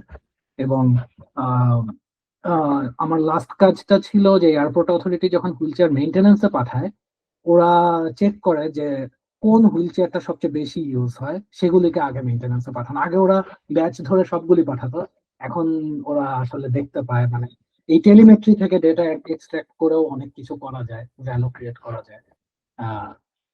চল, তুমি যে কত কত ইন্টারেস্টিং প্রজেক্টে কাজ করছো, এরকম যে একটা প্রজেক্ট এক্সিস্ট করে এটাই তো আমি জানতাম না। মানে হুইল চেয়ারের মানে যখনই হুইল চেয়ার ইউজ হয় তার একটা মানে টেলিমেট্রি ডেটা সেভ হয়ে থাকে, সেখান থেকে হ্যাঁ, খুঁজে বের করতে পারো যে কোন হুইল চেয়ারটা কত বেশি ইউজ হয়েছে, এবং সেগুলো আর কি এবং প্রায়োরিটিতে। কোন হুইল চেয়ার কোথায়, আদৌ কি ওটা কি মুভিং অবস্থায়, মানে রিসেন্টলি ইউজ হয়েছে, না হলে ওটা প্রবাবলি আইডল, মানে হয়তো বা ফ্রি, বুঝতে মানে একদম basic data structure. Right, right, right. খুবই ইন্টারেস্টিং এবং খুবই ইম্পর্টেন্ট, কারণ আমি নিজে আমার মার যখন কিডনি ট্রান্সপ্লান্ট হলো ইন্ডিয়াতে, তখন হুইল চেয়ারের জন্য যে আমার কতবার ইয়ে করতে হয়েছিল, যে কল করতে হয়েছিল যে হুইল চেয়ার থাকবে কিনা, ঢাকায় থাকবে কিনা, ইন্ডিয়াতে থাকবে কিনা। This is so important, specially ধরো যে অসুস্থ রোগীদের জন্য। চিন্তা করো যে একটা পুরাতন হুইল চেয়ার যেটা কাজই করতেছে না কোনো কোনো না কোনো কারণে, this helps to reduce those risk in some way. So this is very interesting. এটাও কি ওই এই কোম্পানির নামটা কি, এটাই কি তোমার এখন current? It's a startup, but উইথরা খুব ইন্টারেস্টিং কাজকর্ম করে। মানে আমরা মেইনলি এয়ারপোর্ট আর মাইনিং নিয়ে কাজ করি, যে আমরা প্রচুর সেন্সর বানাই, ছোট ছোট, এগুলো মনে হয় ক্যামেরায় দেখা যাবে না, মানে ভেরি স্মল। এবং আমাদের নিজস্ব একটা রাউটার আছে, রাসবেরি পাই বেসড, বাট ওটার মধ্যে আমরা আমাদের বর্ডার রাউটার বসাই, যে মানে এগুলি রেডিও ডেটা ইমিট করে, সো এটা আসলে ইন্টারনেটে কানেক্ট হতে পারে না। এটা ওই রাউটারটার সাথে কানেক্ট হয়, রাউটার হচ্ছে আমাদের ক্লাউড সার্ভিসে কানেক্টেড হয়। আম, হ্যাঁ, সো এই এই প্রজেক্টটাও কি কাইন্ড অফ প্রাইভেট প্রজেক্ট, নাকি এটা একটা পাবলিক এটা প্রাইভেট? প্রাইভেট, হ্যাঁ এটা একটা প্রাইভেট কোম্পানি। আচ্ছা। এবং আমরা বিভিন্ন এয়ারপোর্টের সাথে এখন কানাডাতেও আমরা বোধহয় মানে লঞ্চ করবো এই প্রোডাক্ট। তারপর বিভিন্ন এভিয়েশন, এভিয়েশন আর মাইনিং, এই দুইটা ইন্ডাস্ট্রি আমরা টার্গেট করি। আর এই সেন্সরগুলি আশেপাশের এনভায়রনমেন্ট থেকে বিভিন্ন ডেটা এক্সট্রাক্ট করতে থাকে সারাক্ষণ। সো উইট্রা নেটওয়ার্কস এবি, তাই না? তোমার হুম, লিঙ্কড ছিলাম উইট্রা। হুম। উইট্রা কি কোনো, এটা কি একটা সুইডিশ ওয়ার্ড নাকি? না, আসলে উই সম্ভবত ওয়্যারলেস, WITTR, কি হয় আমার ঠিক মনে নাই, মানে সর্ট অফ অ্যাক্রোনিম বুঝতে পারছি, মেবি ট্রান্সপোর্ট রেডিও সামথিং। হতে পারে, আমার ঠিক মনে নাই। বুঝতে পারছি। So very interesting. সো এটাতে এইটার সুবাদে কি তোমার স্টকহোমে আসা, নাকি স্টকহোমে না, অলরেডি ছিল? আমার ওখানে আসা হচ্ছে আমার ওয়াইফ যখন পড়তে আসে তখন, এবং ওর সাথে আসার পর আমি নিজে একটা মাস্টার্স করে ফেলি। এবং আমার মাস্টার্স যখন প্রায় শেষ হয় তখন ইনোভিয়া আমাকে অফার দেয়, এবং ইনোভিয়াতে আমি একটা ব্যাংকে কনসালটেন্সি করি, এরপর এরিকসনে কনসালটেন্সি করি, এরপর ইনোভিয়ার ইনহাউস প্রজেক্ট যেটা, সেটা হচ্ছে এআই প্রজেক্ট ছিল, যেটা বললাম ট্রান্সক্রিপশন। ওটা শেষ হওয়ার পর, ওটা আসলে শেষ হয় না, ওটা তো যখন প্রজেক্টটা অফ করে দেওয়া হয় তখন হচ্ছে আমি উইথ্রায় জয়েন করি। এবং উইথ্রা আসলে এমবেডেড কোম্পানি, আমি এত কিছু না বুঝে জয়েন করে ফেলছি, এবং জয়েন করার পর আবিষ্কার করি আশেপাশে বলতে গেলে সবাই ইলেকট্রিক্যাল ইঞ্জিনিয়ার, আমার মতো হাতে গোনা দুই তিনজন হচ্ছে কম্পিউটার সায়েন্স ব্যাকগ্রাউন্ডের। But it was total new learning curve, এবং ওদের কাজ করার প্রসেস খুব ডিফারেন্ট। মানে it was whole new journey, but মানে অ্যামেজিং। মানে আমি জানতামই না যে আইওটির ওয়ার্ল্ডটা এত বড়। রাইট। সো বেসিক্যালি এখানে কয়েকটা শব্দ আমরা বললাম যে ইলেকট্রিক্যাল ইঞ্জিনিয়ার, কম্পিউটার সায়েন্টিস্ট, এটার মধ্যে মেইন পার্থক্য যারা জানে না, যারা ছোট আছো তোমরা, যে একটা হলো কম্পিউটার সায়েন্স, একটা হলো কম্পিউটার ইঞ্জিনিয়ারিং। ইলেকট্রিক্যাল ইঞ্জিনিয়ারটা হচ্ছে আরো বড় একটা super set of computer engineering. So computer সায়েন্সে আমরা মেইনলি মাথা ঘামাই হচ্ছে কি ডাটা স্ট্রাকচার, অ্যালগোরিদম, কিভাবে একটা সফটওয়্যার ডিজাইন করা যায়, সফটওয়্যার সিস্টেম আর্কিটেকচার করা যায়। বাট আলটিমেটলি প্রত্যেকটা সিস্টেমের পিছনে রিয়েল ওয়ার্ল্ড প্রোডাক্ট যদি হয়ে থাকে, তার পিছনে কি থাকে, আলটিমেটলি একটা ডিভাইস থাকে। সো সেই ডিভাইসে কি থাকে, সার্কিট থাকে, ইলেকট্রনিক বোর্ড থাকে। তো ওগুলা আবার কম্পিউটার সায়েন্সের স্টুডেন্টরা অত পড়ে না, হয়তো একটা দুইটা ক্লাস করে, ভাল লাগে না, কিন্তু ওগুলা পড়ে হচ্ছে কম্পিউটার ইঞ্জিনিয়ারিং এর স্টুডেন্টরা। এবং ধরো যে একটা মাদার বোর্ড ওটা কিভাবে ডিজাইন করতেছে, ওরা কম্পিউটার ইঞ্জিনিয়াররা করে। তারপরে দেখা যায় যে আরো বড় ক্ষেত্রে যখন সেটা যদি রোবোটিক্স অ্যাড করো, মেকানিক্যাল ইঞ্জিনিয়ারিং হচ্ছে আরেকটা সাইড, যেখানে তুমি সবসময় ডিভাইস নিয়ে কাজ করছো, রোবট নিয়ে কাজ করছো। So engineering as a whole, আমরা সবাই ইঞ্জিনিয়ার। ইঞ্জিনিয়ারদের একটা কোর প্রিন্সিপাল থাকে যে এক্সপেরিমেন্ট করতে হবে আমাদেরকে। আম, ধরো যে আমরা সবাই একই ম্যাথ পড়ি, আলটিমেটলি সবই লিনিয়ার অলজেব্রা, সবই ডিফারেন্সিয়াল ক্যালকুলাস, কিন্তু আলটিমেটলি সেটার অ্যাপ্লিকেশন হচ্ছে বিভিন্ন ফিল্ডে হয়। ওই যে ডাক্তারি বিদ্যাতে যেরকম বিভিন্ন ভাগ থাকে, সেরকম ইঞ্জিনিয়ারিং এর মধ্যে অনেক ভাগ হয়েছে। তো দ্যাটস ভেরি ইন্টারেস্টিং যে kind of modern day example হবে এনভিডিয়া হচ্ছে মোর ধরো তোমার উইট্রা টাইপ ভার্সেস ধরো গুগল হচ্ছে মোর তোমার ইনোভিয়া এআই টাইপ। এটা মানে প্রপার কম্পারিজন। অ্যাপল অ্যাপল হচ্ছে সামওয়ার ইন দ্য মিডল, তাদের সফটওয়্যার হার্ডওয়্যারও আছে আর কি। তো তো তার মানে হ্যাঁ, আমার টিম থেকে একজনকে অ্যাপল পোচ করে নিয়ে গেছে মানে 2019 থেকে তার মানে তুমি আসো ইয়েতে স্টকহোমে। 2019-এ আমি শুরু করি হচ্ছে 2018-তে আমি ইনোভিয়া কাজ করা শুরু করি। তারপর ইনোভিয়া ছাড়ে আমি 2023-তে আমি উইট্রায় জয়েন করি, মানে ইনোভিয়ার পর টাইমটাই তো স্টকহোমে, তাই না, সুইডেনে? তাহলে সুইডেনে কি ভালো? পড়াশোনার টাইমটা ছিল ডালার নয়, মানে মাস্টার্সের টাইমটা। সো ডালারনা আর স্টকহোম এই দুইটা সিটিতেই তুমি সবচেয়ে বেশি সময় কাটিয়েছো নাকি আরো কোনো সিটিতে ছিল সুইডেন? Dalarna actually county. ডালারনার যে সিটিতে ছিলাম ওটার নাম বোরল্যাঙ্গে। খুব বেশি রিনাউন্ড সিটি না, খুব ছোট্ট একটা শহর, ইউনিভার্সিটি টাউন। এবং বোরল্যাঙ্গে থেকে আমি এসে এসে স্টকহোমে কাজ করলাম প্রায় 4 মাস। ইট ওয়াজ মানে 7 আওয়ার কমিউটিং, বাট ব্রুটাল। তারপর আমরা তো হ্যাঁ, ইঞ্জিনিয়ারিং নিয়ে অনেক কথা বললাম, এখন একটু কালচারাল কিছু সমাজে যতটুকু বাকি আছে। তোমার সুইডেনে বাংলাদেশ নিয়ে অনেক কথা বলেছি কালচার আর্লি। সুইডেনে তুমি নিজেও বলেছো যে তোমার যে এই যে ক্রস কালচারাল এক্সপিরিয়েন্স গুলো তোমার ফরমেশন অনেক হেল্প করেছে। ইউ অ্যাবসলিউটলি লাভ ইট। আমরা এর আগেও কথা বলেছিলাম, হয়তো এই পডকাস্টে বলা হয়েছিল কিনা যে যেটাকে বলে একটা কালচারাল অ্যাসিমিলেশন, সেটা একটা বিশাল একটা ইফেক্ট, পজিটিভ নেগেটিভ দুটোই আছে।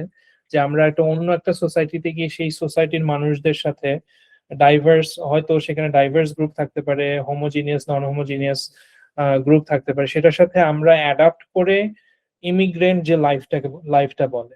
তো তুমি তোমার সুইডেন সম্পর্কে কিছু বলো, যে সুইডেনে যে তুমি এত 9 বছর থাকলে সুইডেনের বিভিন্ন দিক হয়তো তুলে ধরতে পারো তোমার পার্সোনাল এক্সপিরিয়েন্স থেকেই বলতে চাচ্ছি। হুম, সুইডেনকে আমি বলবো যে এটা অনেকটা ইস্ট আর ওয়েস্ট এর মাঝখানে একটা in between culture. Swedish fiercely independent, at the same time ওদের অনেক কালেকটিভ নর্ম আছে, যেটা হচ্ছে একটু মাঝে মাঝে মানে মানে এটা নিয়ে অনেকে একটা কথা বলে যে সুইডেনে যেটা হয় যে সারাক্ষণ মানুষ নিজেকে অ্যাডপ্ট করে করতে করতে করতে করতে একটা সময় অ্যাডপ্টটা এমন হয়ে যায় যে আমি অ্যাজ এ পার্সন ওই পার্সন আর না। এটা হয়তো অনেক ইমিগ্রেন্টই হয়, সুইডেনেরটা হচ্ছে মানে খুব সাটেল প্যাসিভ অ্যাগ্রেসিভ একটা ব্যাপার থাকে, যে বাসে কেউ একজন জোরে কথা বলে, কেউ হয়তো কিছুই বলবে না, কিন্তু খুব অদ্ভুত মানে you will feel it but you will never know it. তো রাইট। একটা সময় দেখা যাবে যে আমিও বাসে হয়তো ওদের মতোই করি, এবং কেউ জোরে কথা বললে আমিও প্রায় একই রিয়াকশন দিলাম মানে। কিন্তু হ্যাঁ মানে সুইডেনের যে জিনিসটা আমি খুব পছন্দ করি, যেটা হচ্ছে ইন্ডিপেন্ডেন্স জিনিসটাকে খুব প্রমোট করে। যে, উম, অনেক দিক দিয়ে চিন্তা করলে, যেমন জেন্ডার ইকুয়ালিটি বা ডেমোক্রেসির অনেক জিনিসগুলি সুইডেন প্রথম প্রমোট করে, যে হ্যাঁ মানে this is how we should treat people, like if we can't discriminate a person based on gender. এই টাইপের ব্যাপারগুলি এখন মনে হয় যে sort of take it, we can take it for granted in western part of the world, but not always, but মাঝে মধ্যেই। কিন্তু একটা সময় it was unthinkable, এবং people had to go through a long way to have that.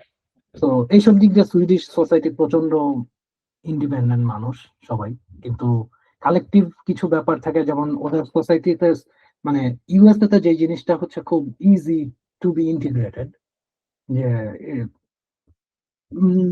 Normally আমি দেখলাম যে যে কোনো একজন অপরিচিত আমেরিকানের সাথে অনেক সময় খুব মানে আমি কালেকটিভ টার্ম ইউজ করছি, যে মানে আসলে তো একটা দেশের মানুষ এক একজন এক এক রকম। হ্যাঁ, তো একটা দেশের মানুষ কেমন বলা খুব কঠিন, বাট সুইডিশ সোসাইটিতে ইন্টিগ্রেট হওয়া মানে আইস ব্রেকিংটা অনেক লং টাইম, এবং প্রচুর এফোর্ট দিতে হয়। যে আমার নেইবারের সাথে হয়তো বা মানে ক্লোজ হতে আমার প্রায় 1 বছর অ্যাক্টিভ এফোর্ট দিতে হয়েছে, যে হ্যাঁ বাংলাদেশি আম পাওয়া গেছে, আমি হয়তো ওকে কয়েকটা আম দিয়ে আসি, দেন দ্যাট গাই উইল বি আস্তে আস্তে ওর খোলস থেকে বের হলো, যে এখন he is very friendly with me, এবং আমার দেখা গেলো প্লাম্বিং সমস্যা হলো ও হেল্প করে এরকম মানে। কিন্তু ইউএসএ তে এই জিনিসটা খুব বেশি, আইস ব্রেকিংটা অনেক ইজিয়ার, যেটা হয়তো বা কোরিয়া বা জাপানেও হয়তো বা মানে ওদের সোসাইটি অনেক বেশি হোমোজেনাস, সুইডেনও একসময় খুব হোমোজেনাস ছিল। সো হ্যাঁ, মানে সেন্স মেক করে যে এই দেশটা আসলে তো ইমিগ্রেন্ট কান্ট্রি ছিল না, যে আমেরিকা, কানাডা, অস্ট্রেলিয়া এদের মতো না। সো রাইট,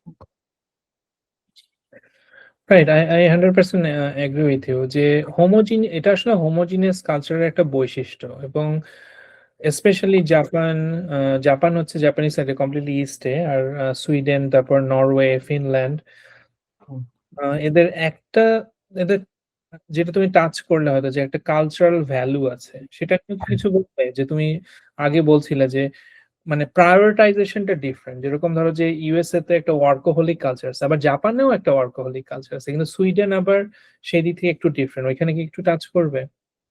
হ্যাঁ, সুইডেনে হচ্ছে উম মানে 5টার পরে কেউ অফিস করাটাকে অনেক সময় খারাপ চোখে দেখা হয়, তার মানে ও ওর কাজ 5টায় শেষ করতে পারে নাই, বা কেউ করলেও কাউকে জানায় না যে আমি 5টার পরে কাজ করতেছি। সো ইটস নট সামথিং যে ওয়ার্কাহলিজম জিনিসটাকে ভালো চোখে আর আসলে এরা দেখে।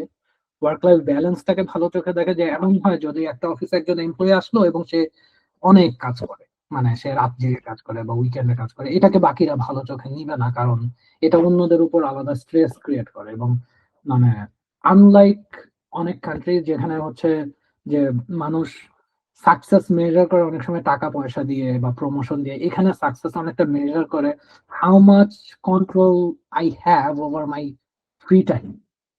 সো এটা যে সাকসেসফুল তার ফ্রি টাইমের উপর তার কন্ট্রোল অনেক বেশি। সো এখানে লাইফের প্রতি আউটলুক একটু ডিফারেন্ট ওই দিক দিয়ে। হ্যাঁ, টাকা সবারই দরকার, কিন্তু মানে আমি কি উইকেন্ডে আমার ফ্যামিলিকে নিয়ে ইচ্ছা মতো ঘুরতে পারি? ক্রিসমাসে কি আমি একটা 2 উইকস এর ভ্যাকেশন নিতে পারি? নাকি আমি ক্রিসমাস থেকে এসে দেখবো যে আমার জব চলে গেছে?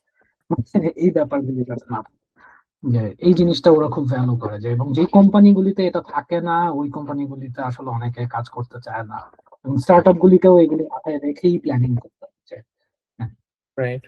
এবং এটা মনে হয় আমি যতদূর জানি এটা শুধু সুইডেন না, স্ক্যান্ডিনেভিয়ান কালচার, ফিনল্যান্ড, হ্যাঁ, নরওয়ে, যেখানে আলটিমেটলি ফ্যামিলি ভ্যালু এবং ইমোশনাল এবং সোশ্যাল ওয়েলবিংটাকে হ্যাঁ, খুব ম্যাটার করে।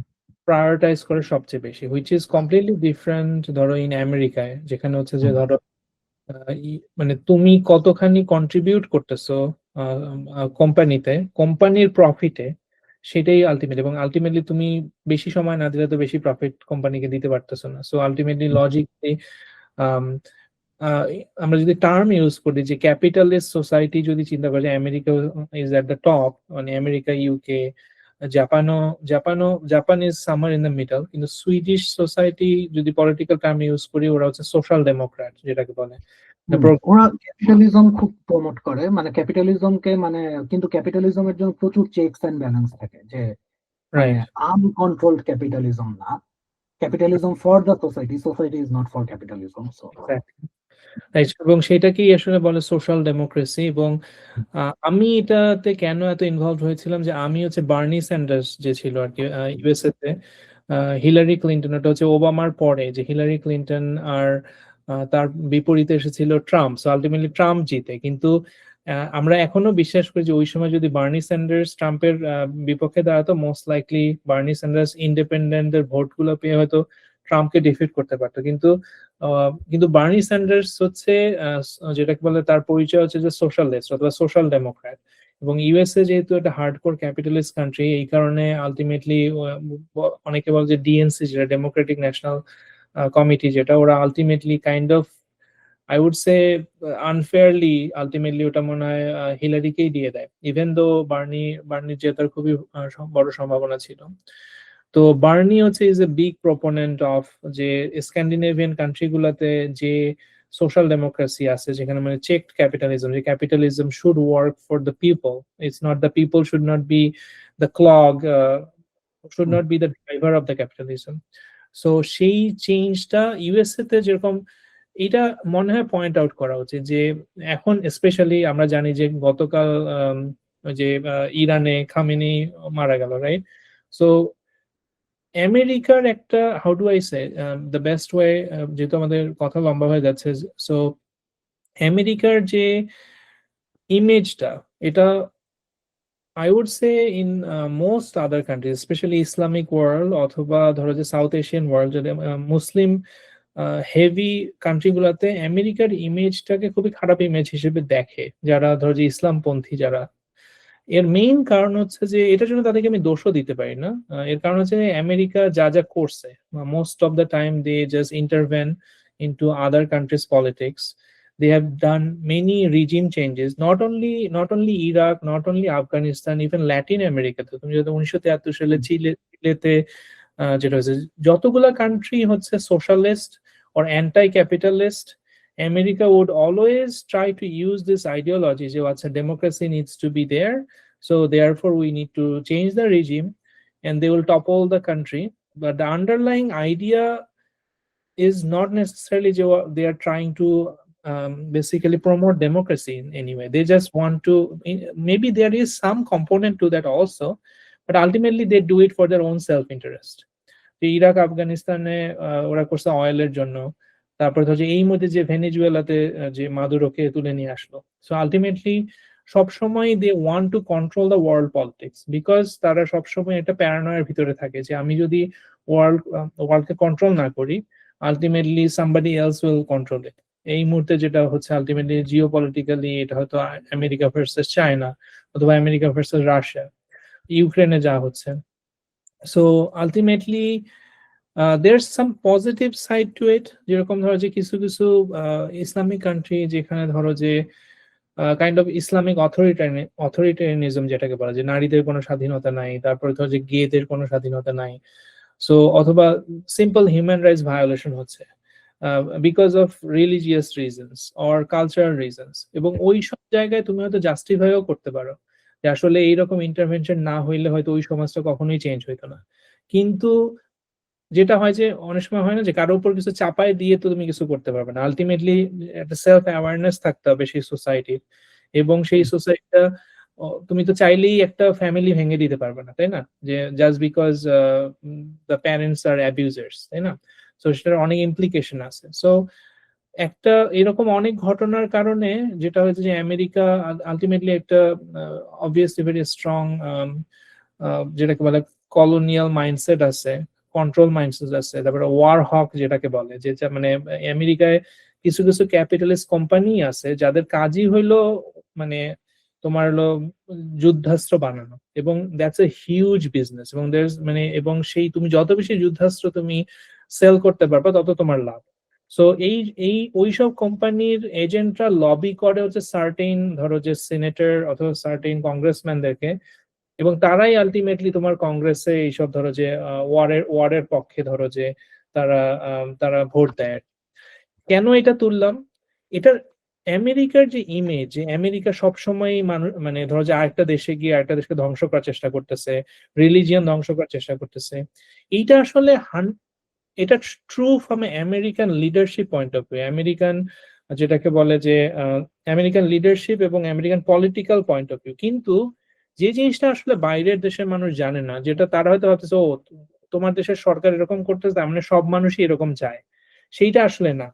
ওই জায়গাটায় ডিস্টিংগুইশ করতে হবে যে আমেরিকার অলমোস্ট 50 to 60% মানুষ আসলে এই মুহূর্তে আমেরিকা যে ইরানে হামলা চালাইলো, আমেরিকার 80% মানুষ কিন্তু আসলে সেটা চায় নাই। তুমি যদি আমেরিকায় ভোট না, তাহলে আমেরিকান 80% মানুষ এটা চায় নাই, যদিও তারা বুঝতে পারে যে এটা হয়তো কোনো না কোনো কারণ আছে, কিন্তু তারা চায় না যে আসলে সরকার গিয়ে ওখানে হস্তক্ষেপ করুক, কিন্তু সরকার তারপরেও করে। ইরাক যুদ্ধেও একই কাহিনী, তারপর ধরো যে আফগানিস্তান যুদ্ধে একই কাহিনী। There's a majority of the people do not want to engage in the war.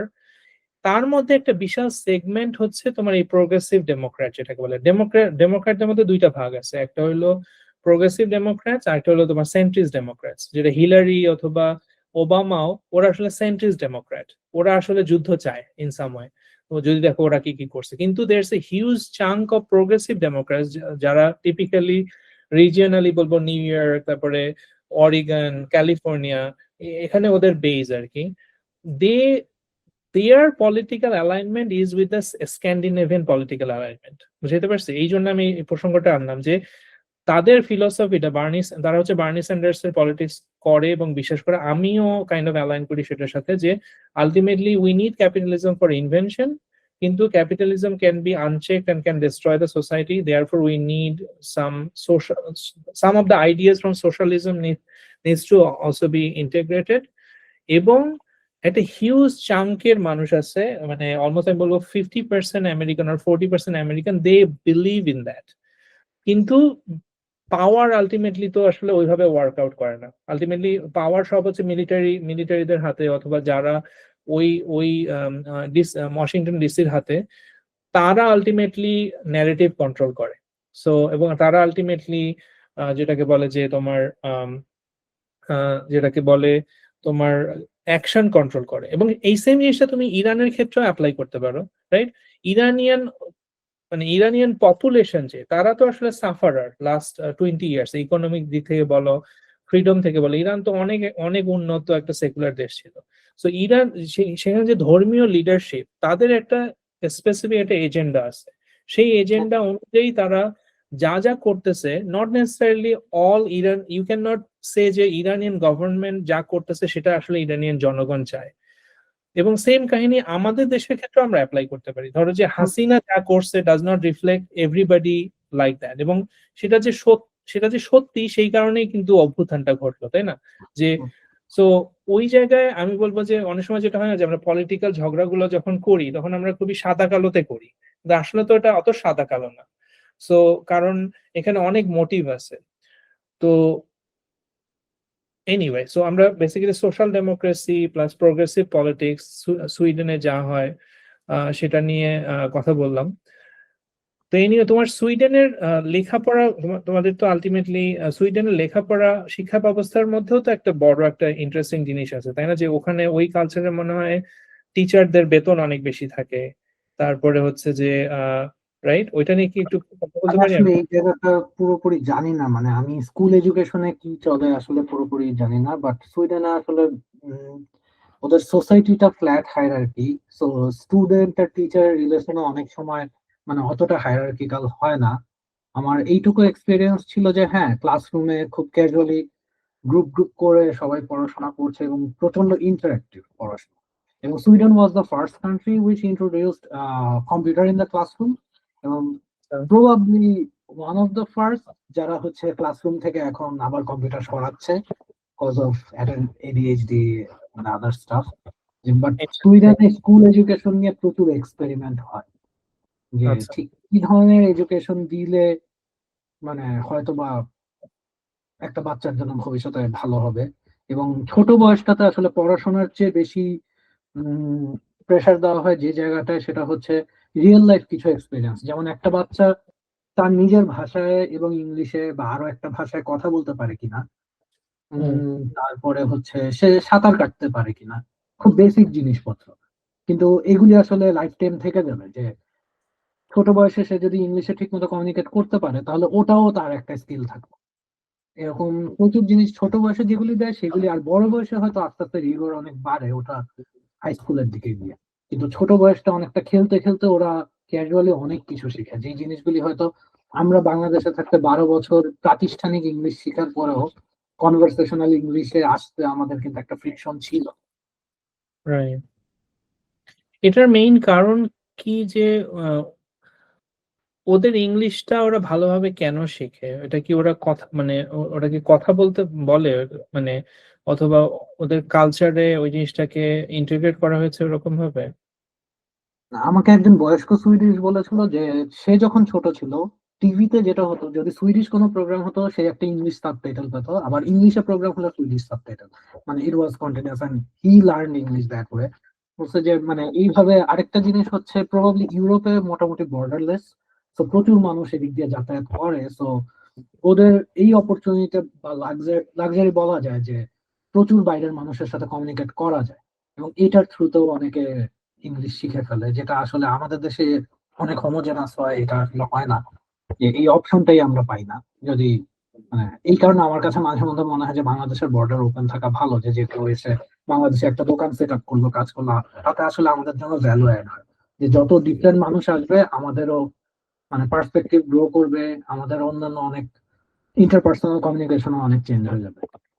যে এখন আমরা যে বাবলে থাকি এটা আসলে অনেক সময় ব্যাকফায়ার করে, যে রিয়ালিটির সাথে আমাদের মানে কালকের যে ঘটনা ঘটলো, মানে বাংলাদেশের মিডিয়া আর ইন্টারন্যাশনাল মিডিয়া পাশাপাশি রাখলে দেখা যায় যে মানে অনেক ডিফারেন্স। রাইট। তাহলে আমরা শেষ করি আরেকটা টপিক দিয়ে। আসলে তোমার আর আমার মধ্যে, যে এই জন্যই হয়তো আমরা বন্ধু ছিলাম, এখনো বন্ধু আছি, যে উই লাইক ডাইভার্স থিংস। মানে আহ, কিছু কিছু মানুষ থাকে যে যারা they just want to go deeper in one thing and they like to be in that bubble. But obviously তোমার লাইফের এক্সপিরিয়েন্সও হচ্ছে যে you always did multiple different things, work life থেকে বলো, কালচারাল লাইফ থেকে বলো। আমারও I think I can totally connect with that. তো দেশে যারা আছে তাদের জন্য তোমার কি কোনো অ্যাডভাইস আছে, যে অ্যাটলিস্ট ধরো যে যারা কম্পিউটার সায়েন্স পার্সু করছে, অথবা জেনারেলি, যে what would you tell them, anybody like a young person, তুমি তোমার ছোট ভাইকে কি বলো? রিডিং এর হ্যাবিটটা তৈরি করা ভালো। মানে এআই আসার কারণে অনেকেই কনসার্ন যে আমাদের কি হবে ফিউচারে, কিন্তু নলেজ, এটা আসলে নলেজ ইজ রিপ্লেসেবল। যে ওভার দ্য ইয়ার্স মানুষ যখন নলেজ গ্যাদার করে এবং নিজেকে চেক অ্যান্ড ব্যালেন্স রাখা যায়, আমি যা বিশ্বাস করি ওটা প্রবাবলি ভুল, এবং if something comes up which contradicts with my worldview, that's actually better. That's the door to see the world from different angle, যেটা হয়তো বা এটা আসলে খুবই দরকার। এই জন্য রিডিং, আমি বলবো যে ডিফারেন্ট টাইপের রিডিং, ডিফারেন্ট আনকমফোর্টেবল টপিকের রিডিং। যে ওকে, আমি, কেউ হয়তো বা কোনো কারণে বিবর্তন মানে ইভলিউশন থিওরি পছন্দ করে না, but let's try to understand what they are saying and then make a decision. হচ্ছে ওপেন মাইন্ডেডনেস, মানে ওপেন মাইন্ডেডনেস এবং জানার আগ্রহ এবং কিউরিওসিটি। ক্লোজ মাইন্ডেডনেস এর প্রবলেম তো অনেক আছে, তাই না? যে আহ, এবং আরেকটা যেটা, যে আসলে জীবনটা তো অনেক ছোট, রাইট? সেটা আহ, সেই ছোট জীবনে আসলে তো পৃথিবীতে অনেক কিছু জানার আছে, তাই না? যে তুমি সারা জীবন বাংলাদেশে একটা ছোট্ট শহরে বসবাস করে শুধু সেটা জেনেই মৃত্যুবরণ করতে পারো, versus you can just expand your life. এবং সবার হয়তো সেই অপরচুনিটিটা হয় না, বাট পার্শিয়ালি যে তোমার তো চাইতে হবে সেই অপরচুনিটিটা, রাইট? আরেকটা আনপপুলার থট আমার, যে নন ফিকশনের চেয়ে প্রবাবলি ফিকশন সামটাইমস বেটার। আমি একটা দস্তাবেজকে খুললে আমি 150 বছর আগের ওই সময়কার আশায় ব্যাক করতে পারি, মানে ওই লেন্সটা দিয়ে পৃথিবীটা দেখা। সেই মানে এটা আসলে অসাধারণ অপরচুনিটি। এটা উম, মানুষের পক্ষে সম্ভব না পৃথিবীর সব দেশ দেখা, সব কালচার এক্সপ্লোর করা, but maybe book is the cheapest option. Right. এইটাতে আমার মনে আছে, আমি আমি জানি না, এরকম একটা খুবই ইন্টারেস্টিং একটা কনভারসেশন হচ্ছিল কারোর সাথে অনেকদিন আগে। বেসিক্যালি আমরা যদি দেখি যে মানুষ জীব হিসেবে অথবা প্রাণী হিসেবে কেন সবচেয়ে সাকসেসফুল, আমাদের তো আসলে ধরো যে কি বলে, বাঘের মতো তো বিশাল থাবাও নাই, আবার ধরো যে জিরাফের মতো অত লম্বা গলাও নাই, খুব জোরে দৌড়াইতেও পারি না, আবার অক্টোপাসের মতো অত মাল্টিপল হাতও নাই। তাহলে মানুষের সবচেয়ে ইম্পর্টেন্ট ইনভেনশন আমার চোখে যেটা ছিল সেটা হলো যে ভাষা, যে কমিউনিকেট। এই যে তুমি সুইডেনে বসে আছো, আমি এখানে বসে আছি, আমি তোমার সাথে কমিউনিকেট করতে পারতেছি ভাষার থ্রুতে এবং অবভিয়াসলি টেকনোলজির থ্রুতে। বাট এর থেকেও বড় যেটা ছিল যে মেমোরি। মেমোরি তো একটা মানুষের ছিল, যে একটা হচ্ছে লং টার্ম মেমোরি, আর আরেকটা বড় যেটা যে আমাদের লিখা, যেটা তুমি বললে পড়ার অভ্যাস। পড়া মানে তো সামথিং কিছু লিখিত।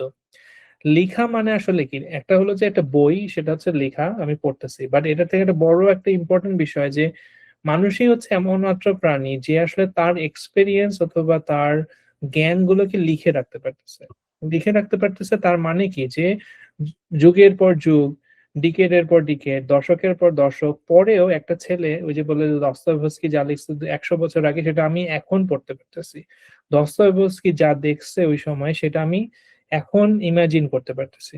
আমরা যেটা করতেছি এইটা 1000 বছর পরের একটা ছেলে হয়তো করতে পারবে। তার মানে হচ্ছে মানুষই হচ্ছে প্রথম প্রাণী যে আসলে নলেজ ট্রান্সফার করতে পারছে। যে আমার যে নলেজ, আমার যে experience, I can transfer it to millions of people. আগে হয়তো ইন্টারনেট ছিল না বলে আমি 10 জনের কাছে পাঠাইতে পারতাম, 15 জনের কাছে পাঠাইতে পারতাম, আমার চারপাশের নেইবারদের কাছে যাদের সাথে আমি মিশতেছি। এখন ইন্টারনেট আছে বলে আমি মিলিয়নের কাছে পাঠাতে পারছি। এখন সেটার প্রবলেমও আছে, আবার সেটার অনেক ভালো দিকও আছে। বাট আমি পার্সোনালি বিলিভ করি, এবং এইটা নিয়ে অনেক ইন্টারেস্টিং কনভারসেশন হচ্ছিল, যে মানুষ এইটা করতে পারছে বলেই মানুষ সবচেয়ে বেশি সাকসেসফুল হয়েছে, রাইট? যে তারা নলেজ স্টোর করতে পারছে এবং নলেজ ট্রান্সফার করতে পারছে। তো তোমার সাথে তো কথা আমি সারাদিন বলতে পারবো, আরো 2 ঘন্টা মনে আমরা বলতে পারবো। বাট আজকে তাহলে এখানেই রাখি, এবং হোপফুলি তোমার যদি মজা লেগে থাকে কনভারসেশন, উই ক্যান, এটাই আমি প্রথম। আমি হ্যাঁ, বলো। আমি যাওয়ার আগে একটা বই সাজেস্ট করে যাই, যে মানে যদি নর্ডিক ফিলোসফি বা লাইফ বা সোশ্যাল ডেমোক্রেসি নিয়ে ইন্টারেস্ট থাকে, এটা একজন সুইডিশ একাডেমিশিয়ানের লেখা। বইটার নাম এটা দিস লাইফ। আচ্ছা, উনি বোধহয় ইয়েলে আছেন এখন। আচ্ছা। এই বইটা আমি সাজেস্ট করব, যে হ্যাঁ, মানে ওরা তো অনেকটা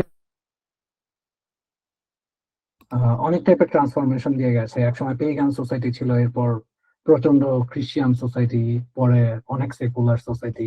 তো সেকুলার সোসাইটিতে কি হয়, যে ইহকালীন জীবন, যে এই জীবনটাকে প্রায়োরিটি দিয়ে কিভাবে আমি মানে এটা যে ভয়েড না, যেটা মানে রিলিজন গুলি যেটা সেট করে, যে একটা ইউটোপিয়ান সিনারিও দেয়, তারপর সেই অনুযায়ী কাজ করতে বলে। আর এটা হচ্ছে what if I prioritise my current life, what I have, এবং ওই ওই থ্রুতে ওদের ওয়ার্ল্ড ভিউটা কি সেটা। এই জন্য এই বইটা আমি যে কাউকে সাজেস্ট করবো, এটার নাম দিস লাইফ, বইটার নাম।